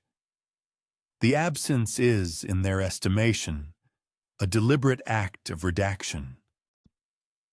Each of these distinct perspectives claims its own adherents, and each carries a certain intellectual gravity within scholarly discourse. Nevertheless, none can legitimately assert ultimate conclusiveness. The available corroborating evidence is simply too scant, too fragmented, and often too contradictory to unequivocally validate any single claim. Consequently, the profound puzzle continues to defy resolution, perhaps inherently unsolvable. And it is precisely this enduring ambiguity that may constitute its most authentic essence. Not a straightforward problem demanding a definitive solution, but rather a profound mystery inviting endless, contemplative reflection. Envision, if you will, a dedicated scholar toiling diligently at his desk in the deep hours of the night, his workspace encompassed by towering stacks of venerable tomes and ancient manuscripts. The flickering flames of candles cast long, dancing shadows, their wax dwindling steadily as fragile parchment rustles softly beneath his questing fingertips. He meticulously cross-references disparate fragments of text, painstakingly compares various translations, and diligently records striking parallels between the profound pronouncements attributed to Jesus and the sagacious utterances of revered figures from distant civilizations. His intellect strains, grappling fiercely to interlock these elusive pieces. Yet the coherent image he seeks persistently eludes his grasp, dissolving just as it begins to form. In this arduous intellectual quest, the profound silence stretching between the isolated fragments of information reverberates with an intensity far greater and more significant than the fragments themselves, underscoring the vast expanse of the unknown. For the perceptive listener, this very intellectual struggle, this relentless pursuit of elusive knowledge by the scholar, constitutes an integral and compelling part of the overarching narrative, enriching its depth and human dimension. It powerfully demonstrates how profound mystery tenaciously endures, even when subjected to the most intense scrutiny and illuminated by the brightest beams of human reason. The enigmatic puzzle of Jesus' lost years has steadfastly resisted every concerted endeavor to unravel it, serving as a potent reminder that the intricate tapestry of history is not a precise mathematical equation, and that the profound essence of faith cannot be reduced to a mere chronological sequence of events. The lacunae, those stubborn, silent, and seemingly immovable gaps in the historical record, persist, and perhaps their very persistence is the crucial insight. The puzzle does not implore to be definitively solved, but rather to be patiently lived with, to be assimilated into our understanding. It calls for an acceptance that what remains missing may, in fact, continue to remain absent. It compels us to recognize that the profound silence itself, in its eloquent stillness, imparts a valuable lesson in humility.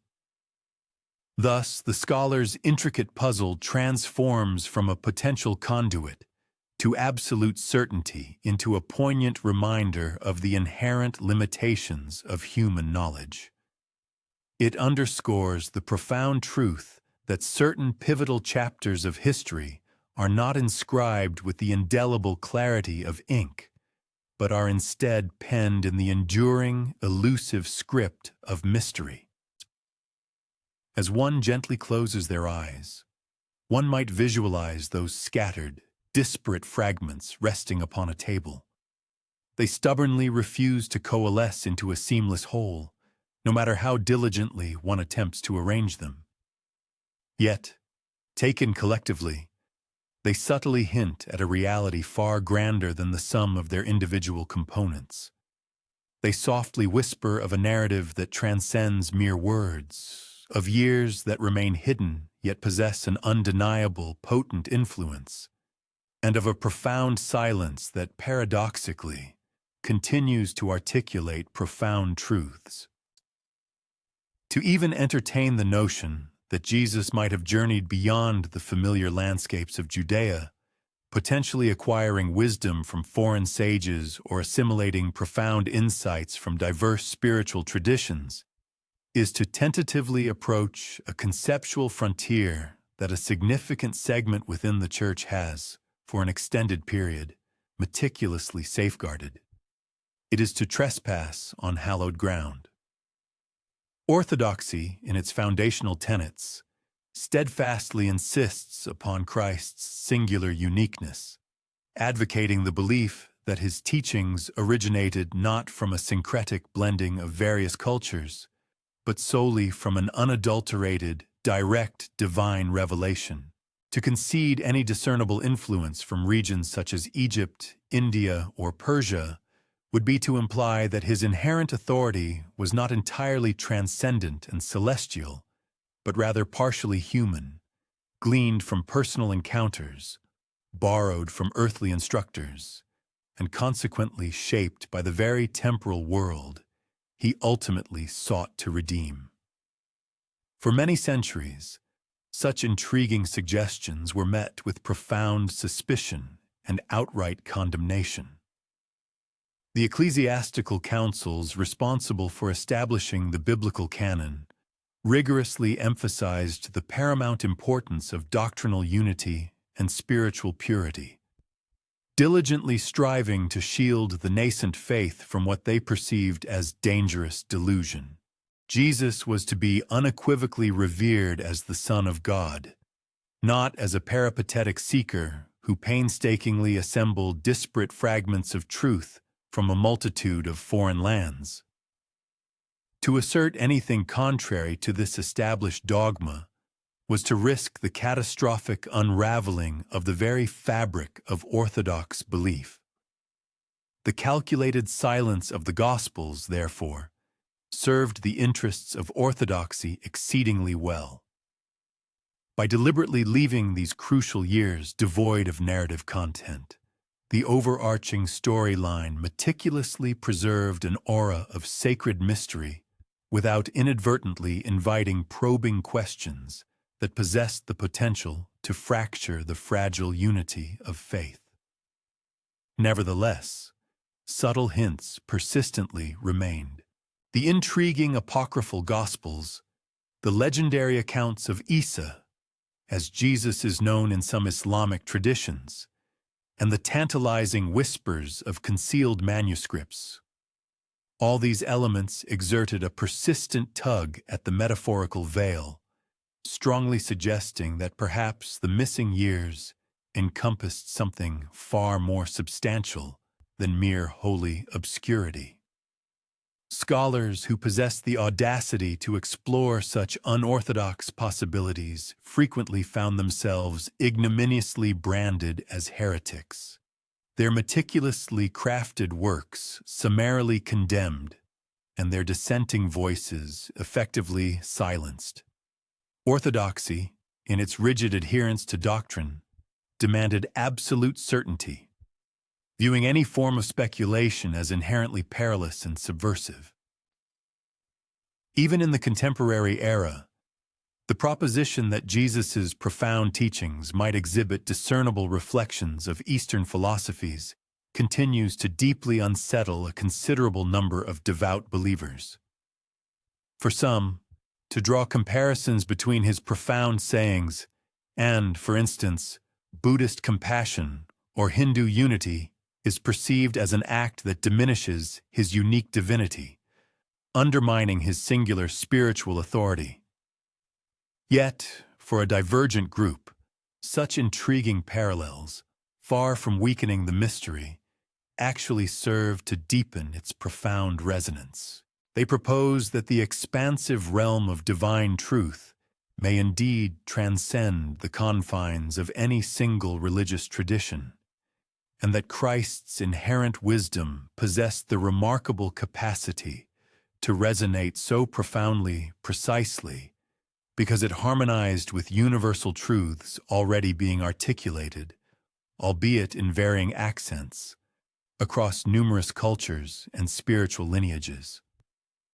This inherent tension, oscillating between the rigid tenets of orthodoxy and a more expansive spirit of openness, profoundly defines a significant portion of the ongoing discourse surrounding Jesus' lost years. For the diligent guardians of established tradition, the profound silence must remain inviolate, an unblemished mystery impervious to any form of intrusive inquiry or speculative interpretation. Conversely, for those characterized as seekers and mystics, the very silence itself is perceived as an enticing invitation, a door deliberately left ajar, beckoning them towards exhilarating exploration. Each opposing faction harbors profound apprehensions regarding the potential consequences of the other's approach. One side fears the fragmentation and erosion of faith, while the other dreads the stagnation and eventual atrophy of wonder. Imagine, for a moment, an early ecclesiastical council of bishops convened in a vast, candle-lit hall, engaged in an impassioned debate over which narratives concerning Christ's life ought to be preserved for posterity. Resting upon a central table, a fragile scroll details Jesus' purported studies in various foreign lands. Some voices within the assembly passionately advocate for its inclusion, emphasizing how such an account portrays a Christ actively engaged with the broader world. Others, however, gravely shake their heads, issuing stern warnings that such tales would invariably confuse the faithful, subtly implying that salvation might not be an exclusively divine prerogative. Ultimately, following fervent deliberation, the scroll is conscientiously set aside, destined to gradually recede into the annals of silence. Orthodoxy, in this scenario, triumphs not by offering comprehensive answers to every perplexing question, but rather by assiduously ensuring that potentially disruptive questions remain unasked and unspoken. And yet, the questions themselves possess an indomitable spirit. They invariably endure. They resurface with compelling regularity in every successive generation, manifesting in the earnest inquiries of every scholar who dares to ask, and in the subconscious recognition of every attentive listener who perceives subtle echoes of Eastern wisdom woven into the very words spoken in the ancient region of Galilee. Orthodoxy may diligently guard the sacred silence, but it possesses no power to eradicate the inherent human longing for deeper understanding. The enigma of the lost years persists as a quiet yet persistent challenge, continuously pressing against the carefully constructed boundaries of dogmatic certainty. This very tension, this dynamic interplay of opposing forces, constitutes an intrinsic element of the mystery's profound allure. Faith and doubt, sacred tradition and imaginative speculation, diligent preservation and intrepid exploration. All these multifaceted aspects converge and find their meeting point within the eloquent silence of those pivotal 18 years. The fundamental challenge posed to orthodoxy transcends mere historical accuracy. It delves into the very essence of how humanity chooses to confront the unknown. Do we opt to firmly close the door, thereby preserving the mystery in its pristine, undisturbed state? Or do we bravely open it wide, willingly embracing the inherent risk of being profoundly transformed by what we might discover? As the night descends and deepens, one might once again visualize the profound silence, not as an empty void, but rather as an energetically charged space, humming with a multitude of questions that stubbornly refuse to subside. Orthodoxy has valiantly endeavored to hold this silence in an unmoving stasis, yet, much like the untamed wind, it persistently shifts, continues to whisper, and perpetually extends an invitation to deeper inquiry. Perhaps the ultimate challenge lies not in the act of fracturing established faith, but rather in discovering a harmonious way to allow both faith and the profound mystery to coexist and breathe freely together. When the profound silence enveloping Jesus' lost years is re-envisioned not as a mere void or absence, but rather as a period of intense formation and shaping, a novel and compelling perspective begins to emerge. That those hidden years may well have constituted a sophisticated form of curriculum, a prolonged and understated education meticulously preparing him for the momentous mission that lay ahead. This was not an education confined solely to the deciphering of ancient scrolls and the structured environment of traditional classrooms, but rather an immersion in the more profound, indelible lessons gleaned from life itself. These invaluable teachings were imparted by the diverse individuals he encountered, the varied landscapes he traversed, and the quiet, inexorable passage of time itself. Some revered traditions vividly imagine him diligently learning from venerable sages, profound mystics, and insightful priests in far-flung, distant lands. Other narratives, conversely, envision him firmly rooted within the humble confines of Nazareth, his character profoundly shaped by the enduring rhythms of family life and the disciplined demands of daily labor. Regardless of the specific geographical context, the lost years, when viewed through this lens, undeniably transform into a veritable school of hidden wisdom, a period during which the quintessential teacher of eternity himself assumed the role of an earnest student. His subsequent parables, characterized by their deceptive simplicity yet profound depth, resonate with the authentic weight of lived experience, as if every vivid image had been profoundly absorbed and assimilated in silence long before it was ever articulated aloud. Consider, for instance, the remarkable frequency with which his profound pronouncements draw rich imagery from the natural world. The carefree birds of the air, the resplendent lilies of the field, the unassuming mustard seed that remarkably grows into a vast shelter for countless creatures. Such evocative images are assuredly not gleaned from the dusty pages of ancient scrolls.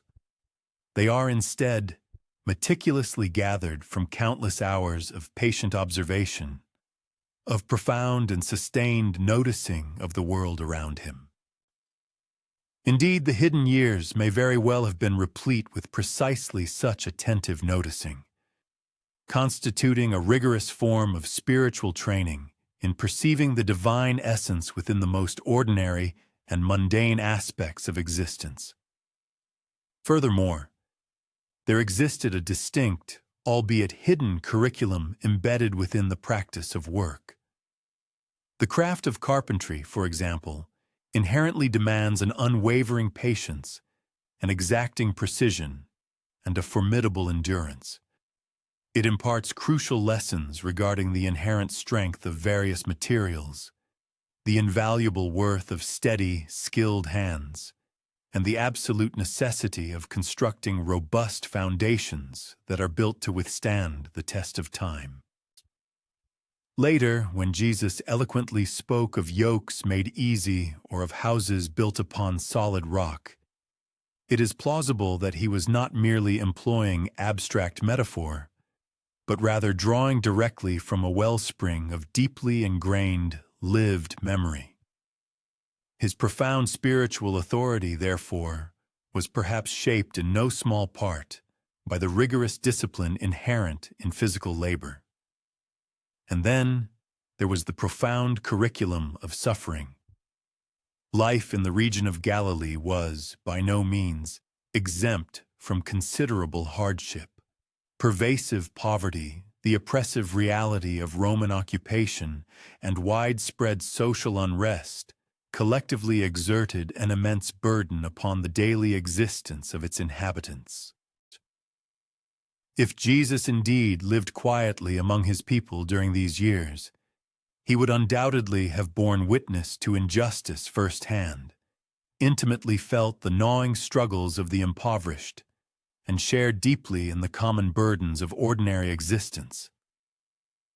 Consequently, later, when he proclaimed the transformative good news for the poor, announced freedom for the oppressed, and offered rest for the weary, his powerful words conveyed not merely abstract theological theory, but rather the profound resonance of lived compassion.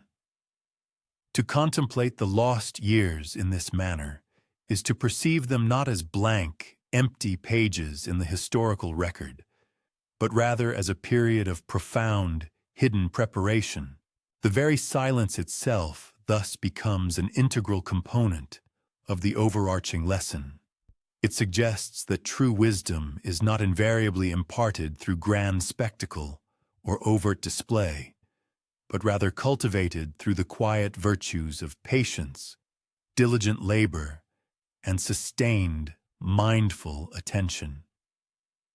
This hidden curriculum profoundly shaped not only his spoken words, but also his entire way of being, rendering him deeply grounded, profoundly compassionate, and exquisitely attuned to both the tangible realities of the earth and the transcendent truths of the eternal.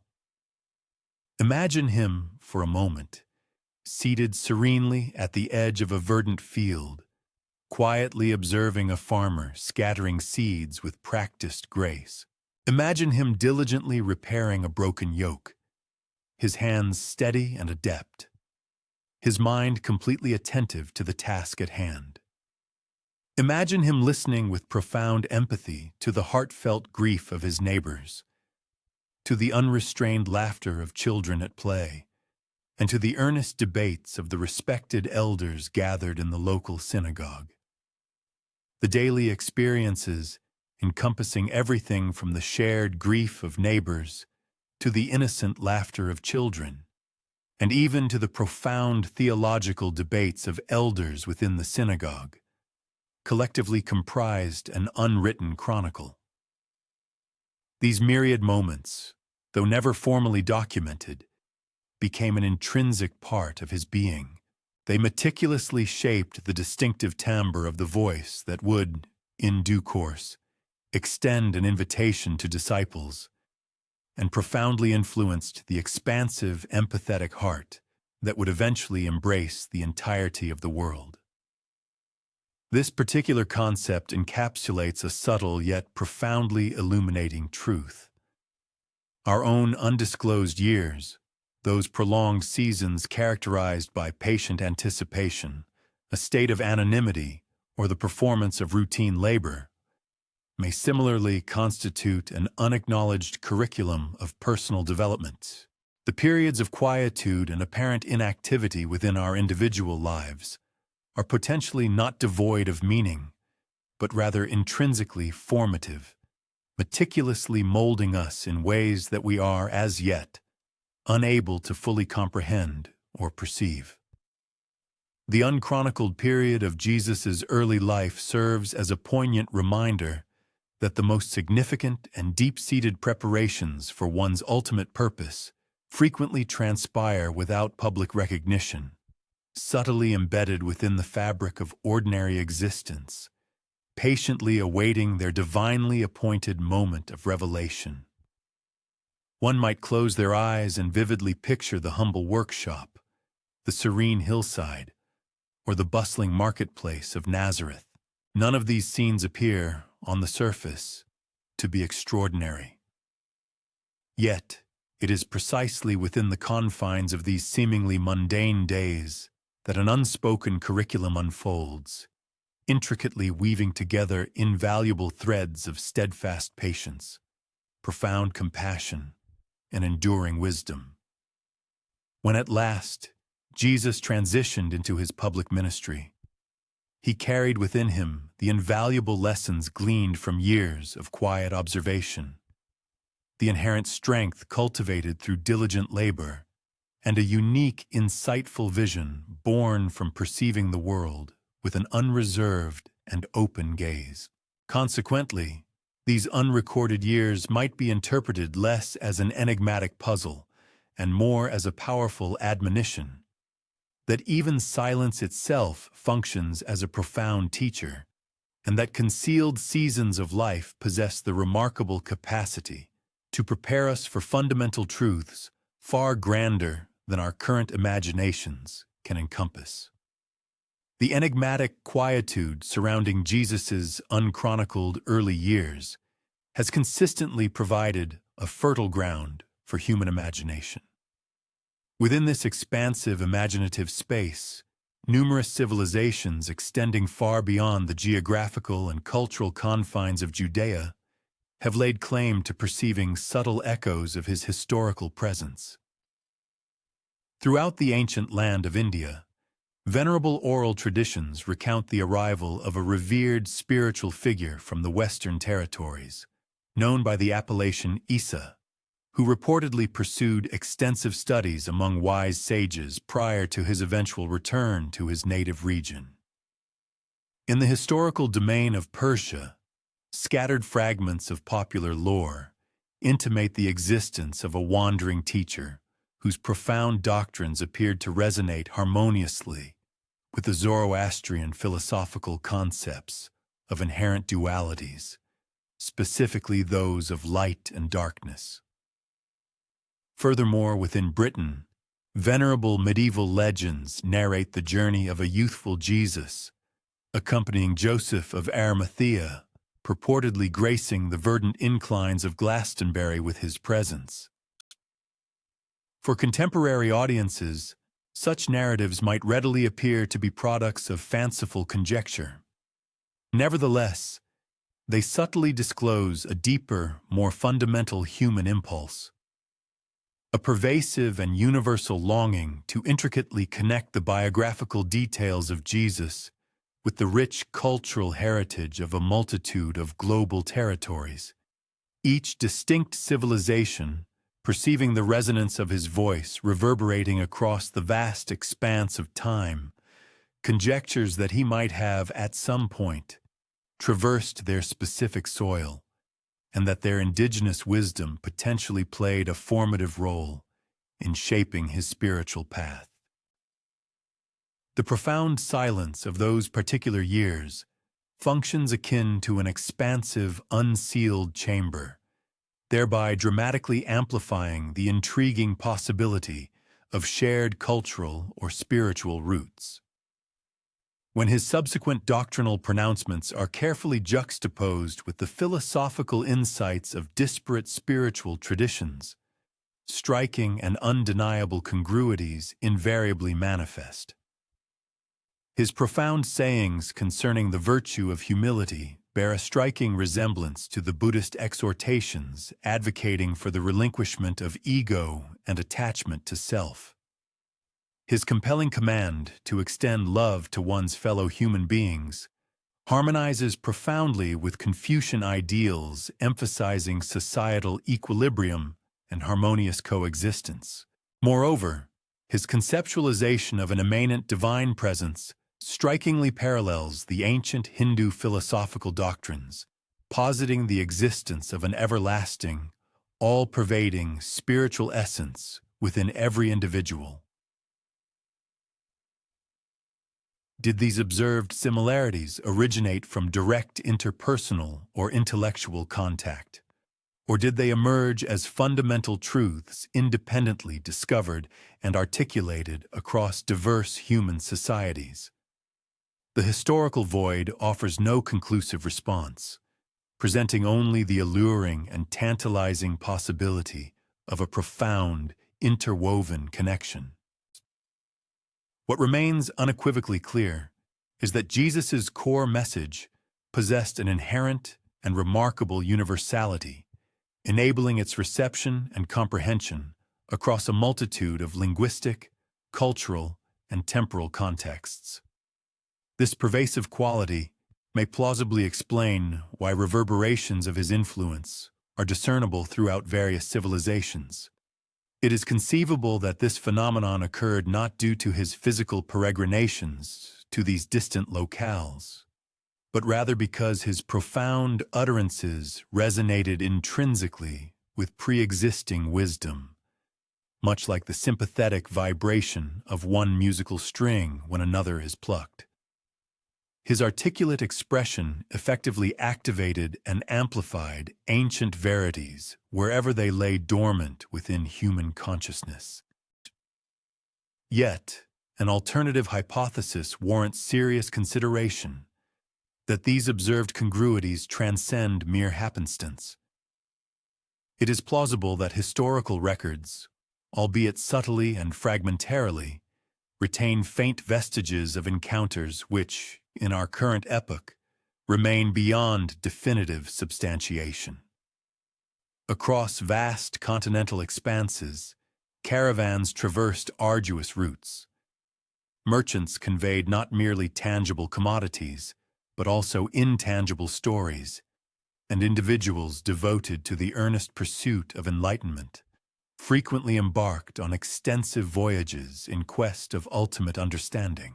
Within such a dynamic and interconnected global environment, it is not inconceivable that the youthful Jesus could have ventured to regions more distant than the canonical Gospels explicitly acknowledge, thereby implanting subtle murmurs that subsequently evolved into enduring mythologies. One might vividly imagine him traversing an extended pathway, with fine particulate matter ascending beneath his footsteps, towering mountain ranges silhouetted against the distant horizon, and unfamiliar dialects echoing throughout his immediate surroundings. A venerable instructor momentarily halts his own journey to acknowledge the young man's presence, imparting a piece of sage advice, an illustrative narrative, or a prophetic insight. The youthful inquirer attentively absorbs these offerings, internalizes them deeply, and subsequently continues his journey. Subsequently, in a geographically distinct region, those individuals who had the fortune to encounter him recalled not his precise appellation, but rather his compelling presence, his inquisitive nature, and his understated yet profoundly commanding demeanor. Over the span of multiple centuries, direct recollection gradually transmuted into mythical accounts, and these legends, in turn, became the faint, resonant reverberations we perceive and contemplate today. These resonant reverberations constitute an integral and harmonious element of the overarching enigma's intricate melody. They serve to impress upon us the notion that fundamental truth is not constrained by rigid geographical demarcations, that profound sagacity communicates effectively across diverse cultural landscapes, and that periods of quietude possess the remarkable capacity to transmit audible phenomena as effectively as they convey a mere absence of sound. The definitive certainty of whether Jesus genuinely traversed the territories of India, Persia, or Britain may forever elude our grasp. Nevertheless, the discernible and persistent echoes across various global cultures strongly imply that the narrative of his existence cannot be circumscribed within the boundaries of a solitary nation. His compelling story, much like the profound message he imparted, is intrinsically the shared patrimony of all humanity. One might close their eyes and visualize the cartography of the ancient globe. Intricate arteries of commerce and spiritual pilgrimages intricately intersect vast deserts, expansive seas, and formidable mountain ranges. Along these well-trodden pathways, myriad voices journeyed, some emanating from human discourse, others from divine inspiration.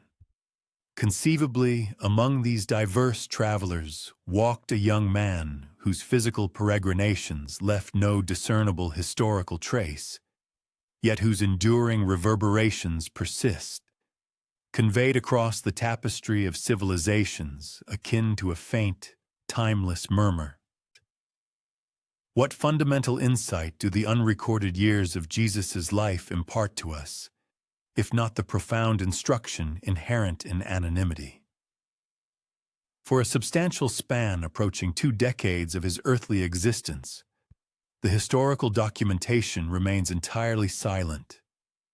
No miraculous deeds are chronicled, no public discourses are transcribed, and no extensive travels are detailed within the canonical accounts.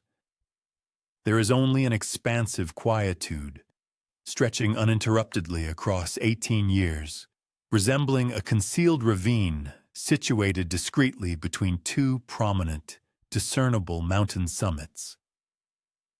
And yet, it is perhaps within this precise state of unremarked existence that humanity discovers the most timeless and enduring sagacity. True eminence frequently germinates and blooms unseen by the public eye. Seeds meticulously extend their intricate root systems deep into the fertile soil long before their delicate leaves finally pierce the ground's surface. Mighty rivers sculpt subterranean conduits unseen by human eyes before their waters finally break forth into the light of day. In a parallel fashion, the trajectory of Jesus' early life may have progressed, a period of concealed maturation laying the crucial groundwork for an abrupt and momentous disclosure. The canonical Gospels transition abruptly from his infancy to his adult years, from his early visit to the temple to his baptism, thereby compelling us to ponder the events that transpired during the intervening period of quietude. The resolution to this profound inquiry might be remarkably straightforward. He was simply existing, patiently anticipating, progressively maturing in wisdom and character, and remaining largely unobserved by the wider world. Anonymity should not be equated with a void or an absence of meaningful activity. Rather, it represents the gradual accretion of inner fortitude, the assiduous molding of one's intrinsic nature, and the serene assimilation of worldly experiences.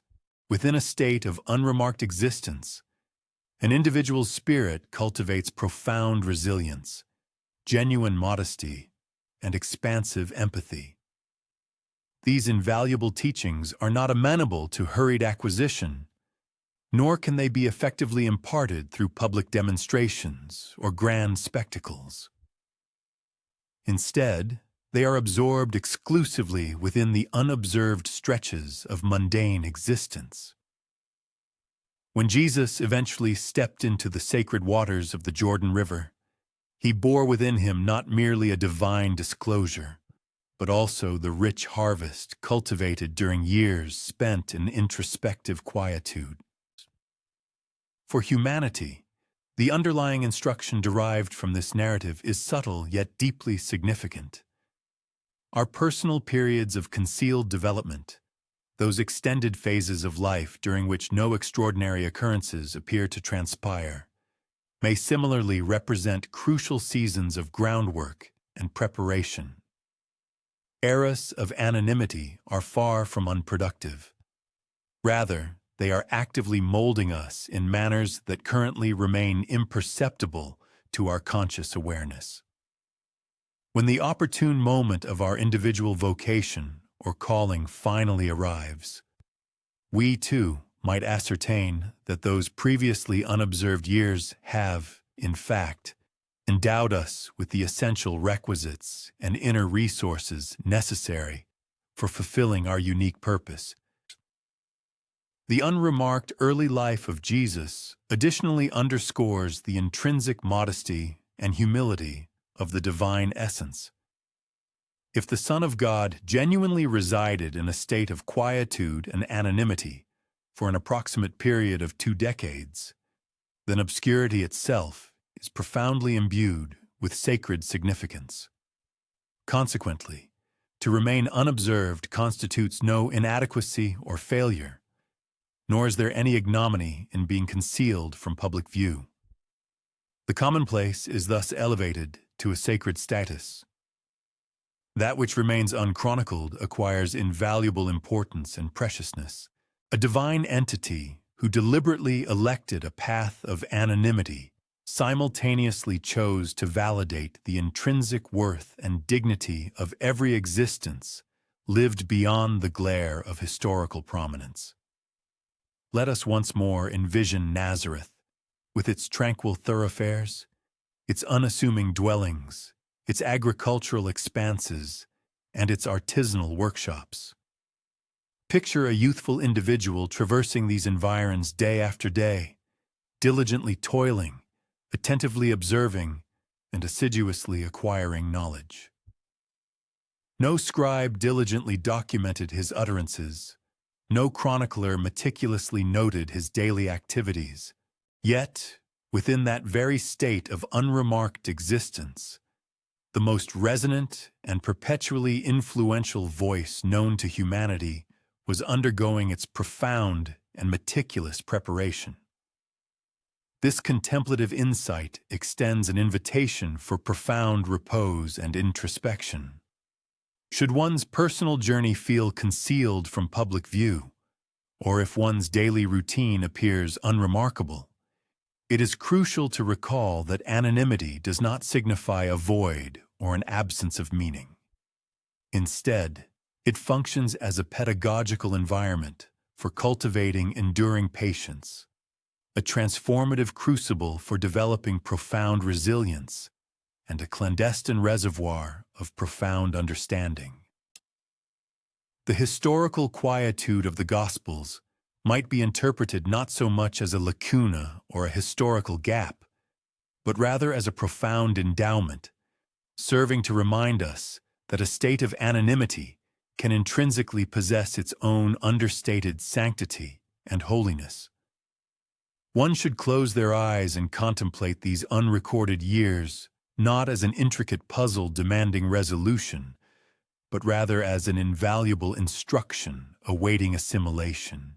This profound lesson conveys that true eminence flourishes in quietude, that which remains unobserved holds significant consequence, that the most impactful existences are frequently forged in anonymity, and that on occasion, the absent segments of a narrative are precisely those that exert the most profound influence on its overarching trajectory.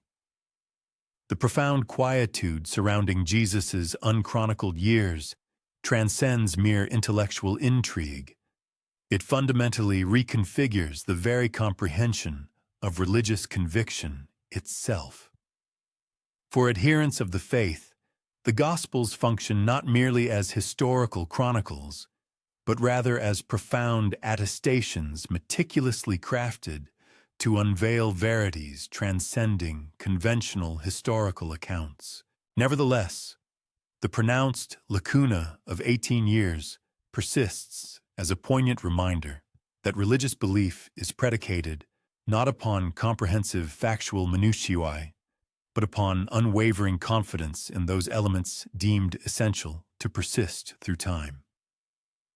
This very absence in itself constitutes an examination of one's conviction, probing our capacity to embrace enigma as an intrinsic component of the hallowed narrative.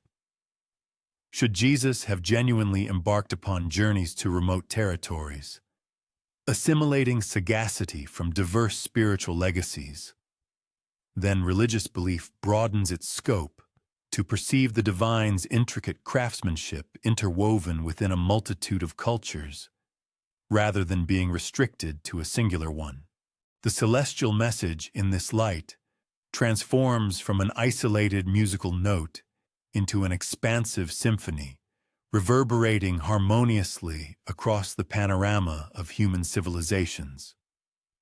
Such a perspective possesses the capacity to intensify profound veneration, demonstrating unequivocally that divine truth is not geographically circumscribed, but inherently universal in its application.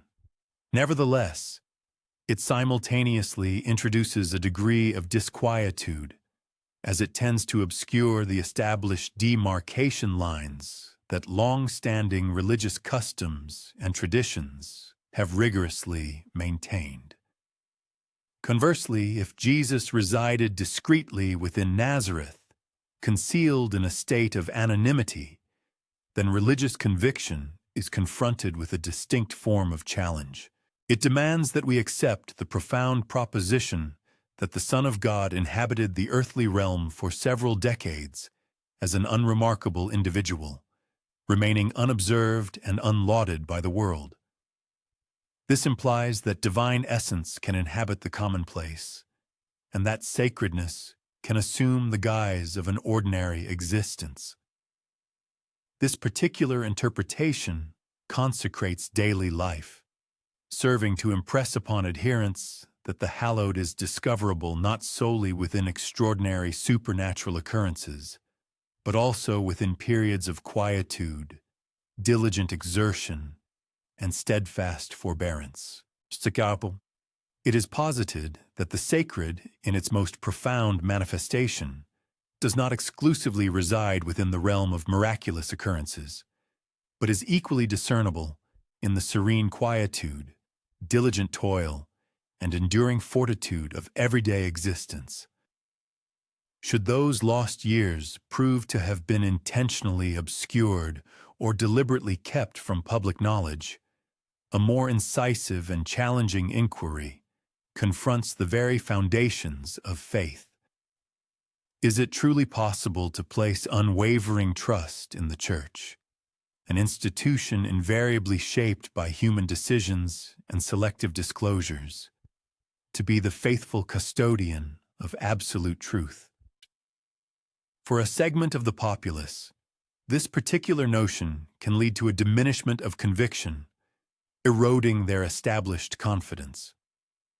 Conversely, for others, it serves to intensify their spiritual resolve, imparting the crucial lesson that the fundamental essence of any profound message cannot be confined or delimited by the strictures of any singular institution, but rather possesses an inherent resilience that allows it to persist and thrive even in the face of concerted suppression.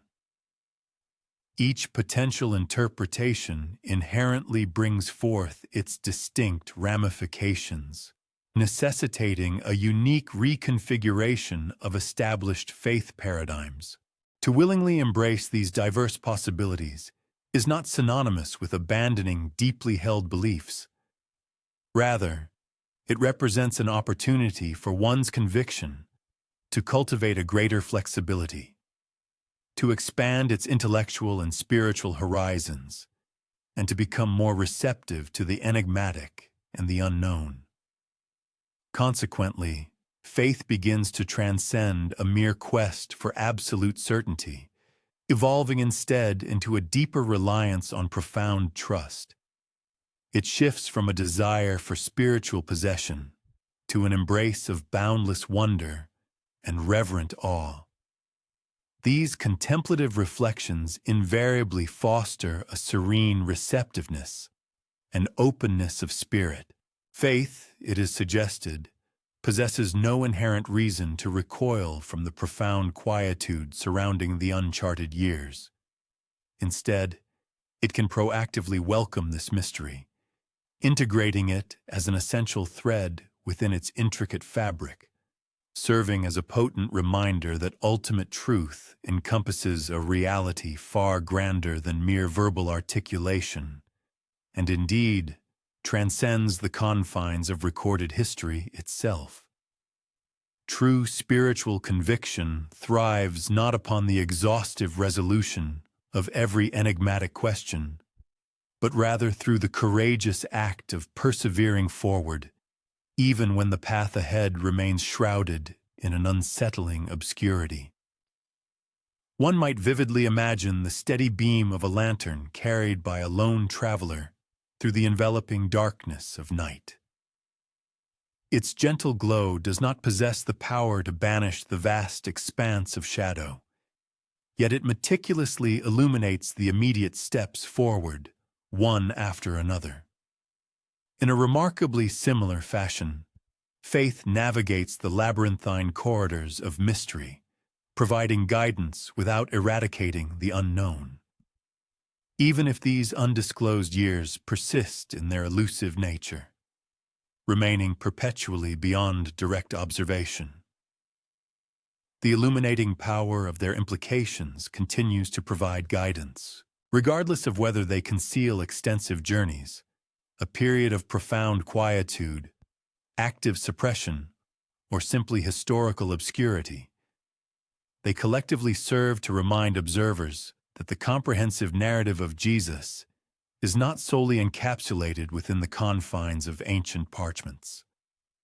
Instead, its ultimate completion occurs within the innermost sanctuary of the heart of faith, a sacred space where the very essence of mystery itself attains a hallowed status.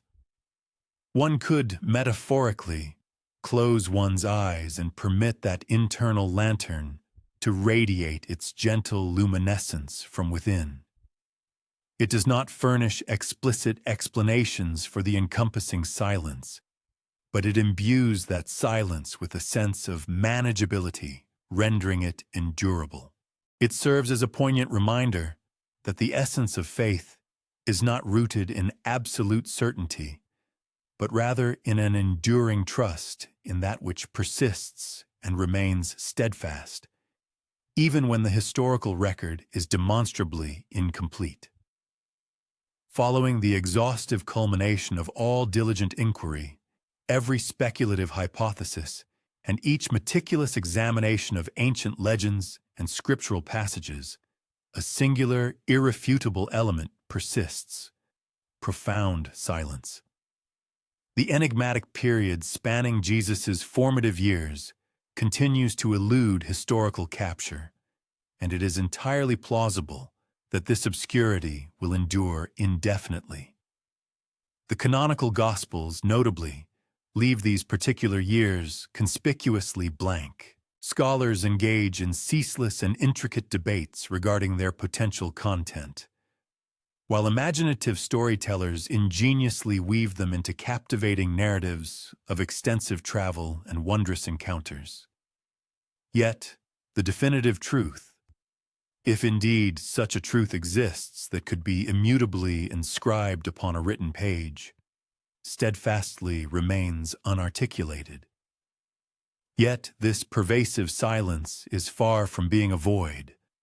Rather, it possesses an inherent resonance that has captivated the collective imagination across countless centuries, drawing pilgrims, mystics, historians, and dreamers alike into its compelling orbit. The existence of these missing years serves as a powerful testament to the inherent incompleteness of all historical accounts. Furthermore, they underscore the profound truth that sacred lives, in their boundless complexity, cannot be fully contained or adequately represented by parchment alone. Indeed, that which persists in an unarticulated state frequently wields a potency comparable to, if not exceeding, that which is overtly proclaimed. The very absence of information itself organically integrates into the overarching narrative, profoundly influencing the manner in which individuals listen, how they engage in contemplative wonder, and ultimately, how they construct their systems of belief. Viewed through this lens, the 18 years for which no historical record exists function not merely as a chronological void, but more profoundly as a reflective surface.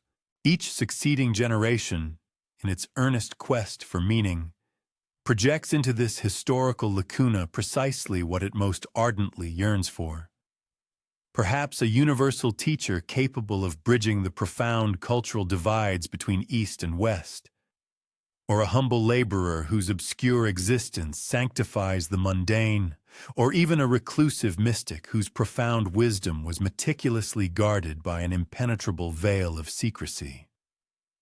This profound quiescence subtly yields to the contours of human inquiry, echoing back not definitive answers, but rather an intrinsic sense of longing and aspiration. And yet, an understated wisdom undeniably resides in the deliberate act of allowing this silence to persist, unbroken and unviolated. Were every minutitia brought to light, were each calendar year meticulously documented, the profound enigma would assuredly dissipate.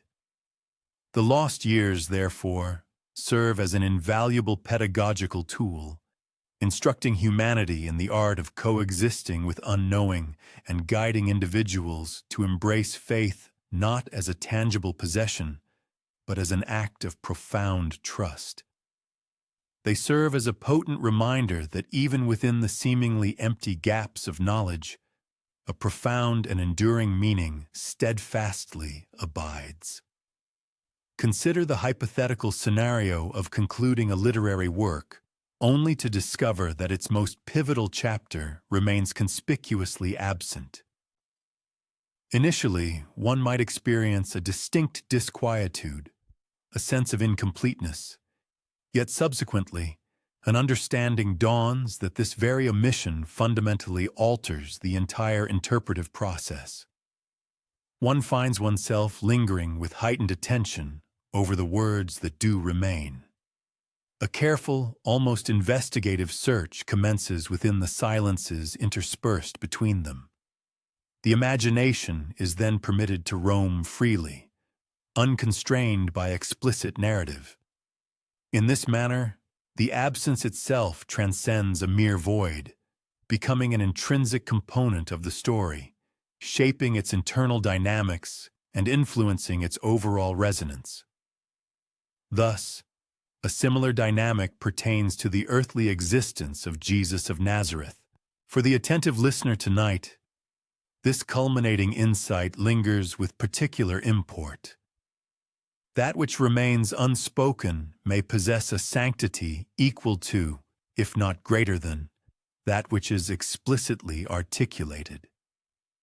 The pervasive quietude surrounding the unrecorded years should not be perceived as a deficiency or an imperfection in the historical narrative. Rather, it functions as an intrinsic characteristic, serving as a powerful reminder that profound truth frequently takes refuge within the shadows, patiently awaiting discovery, yet often eluding complete and definitive comprehension.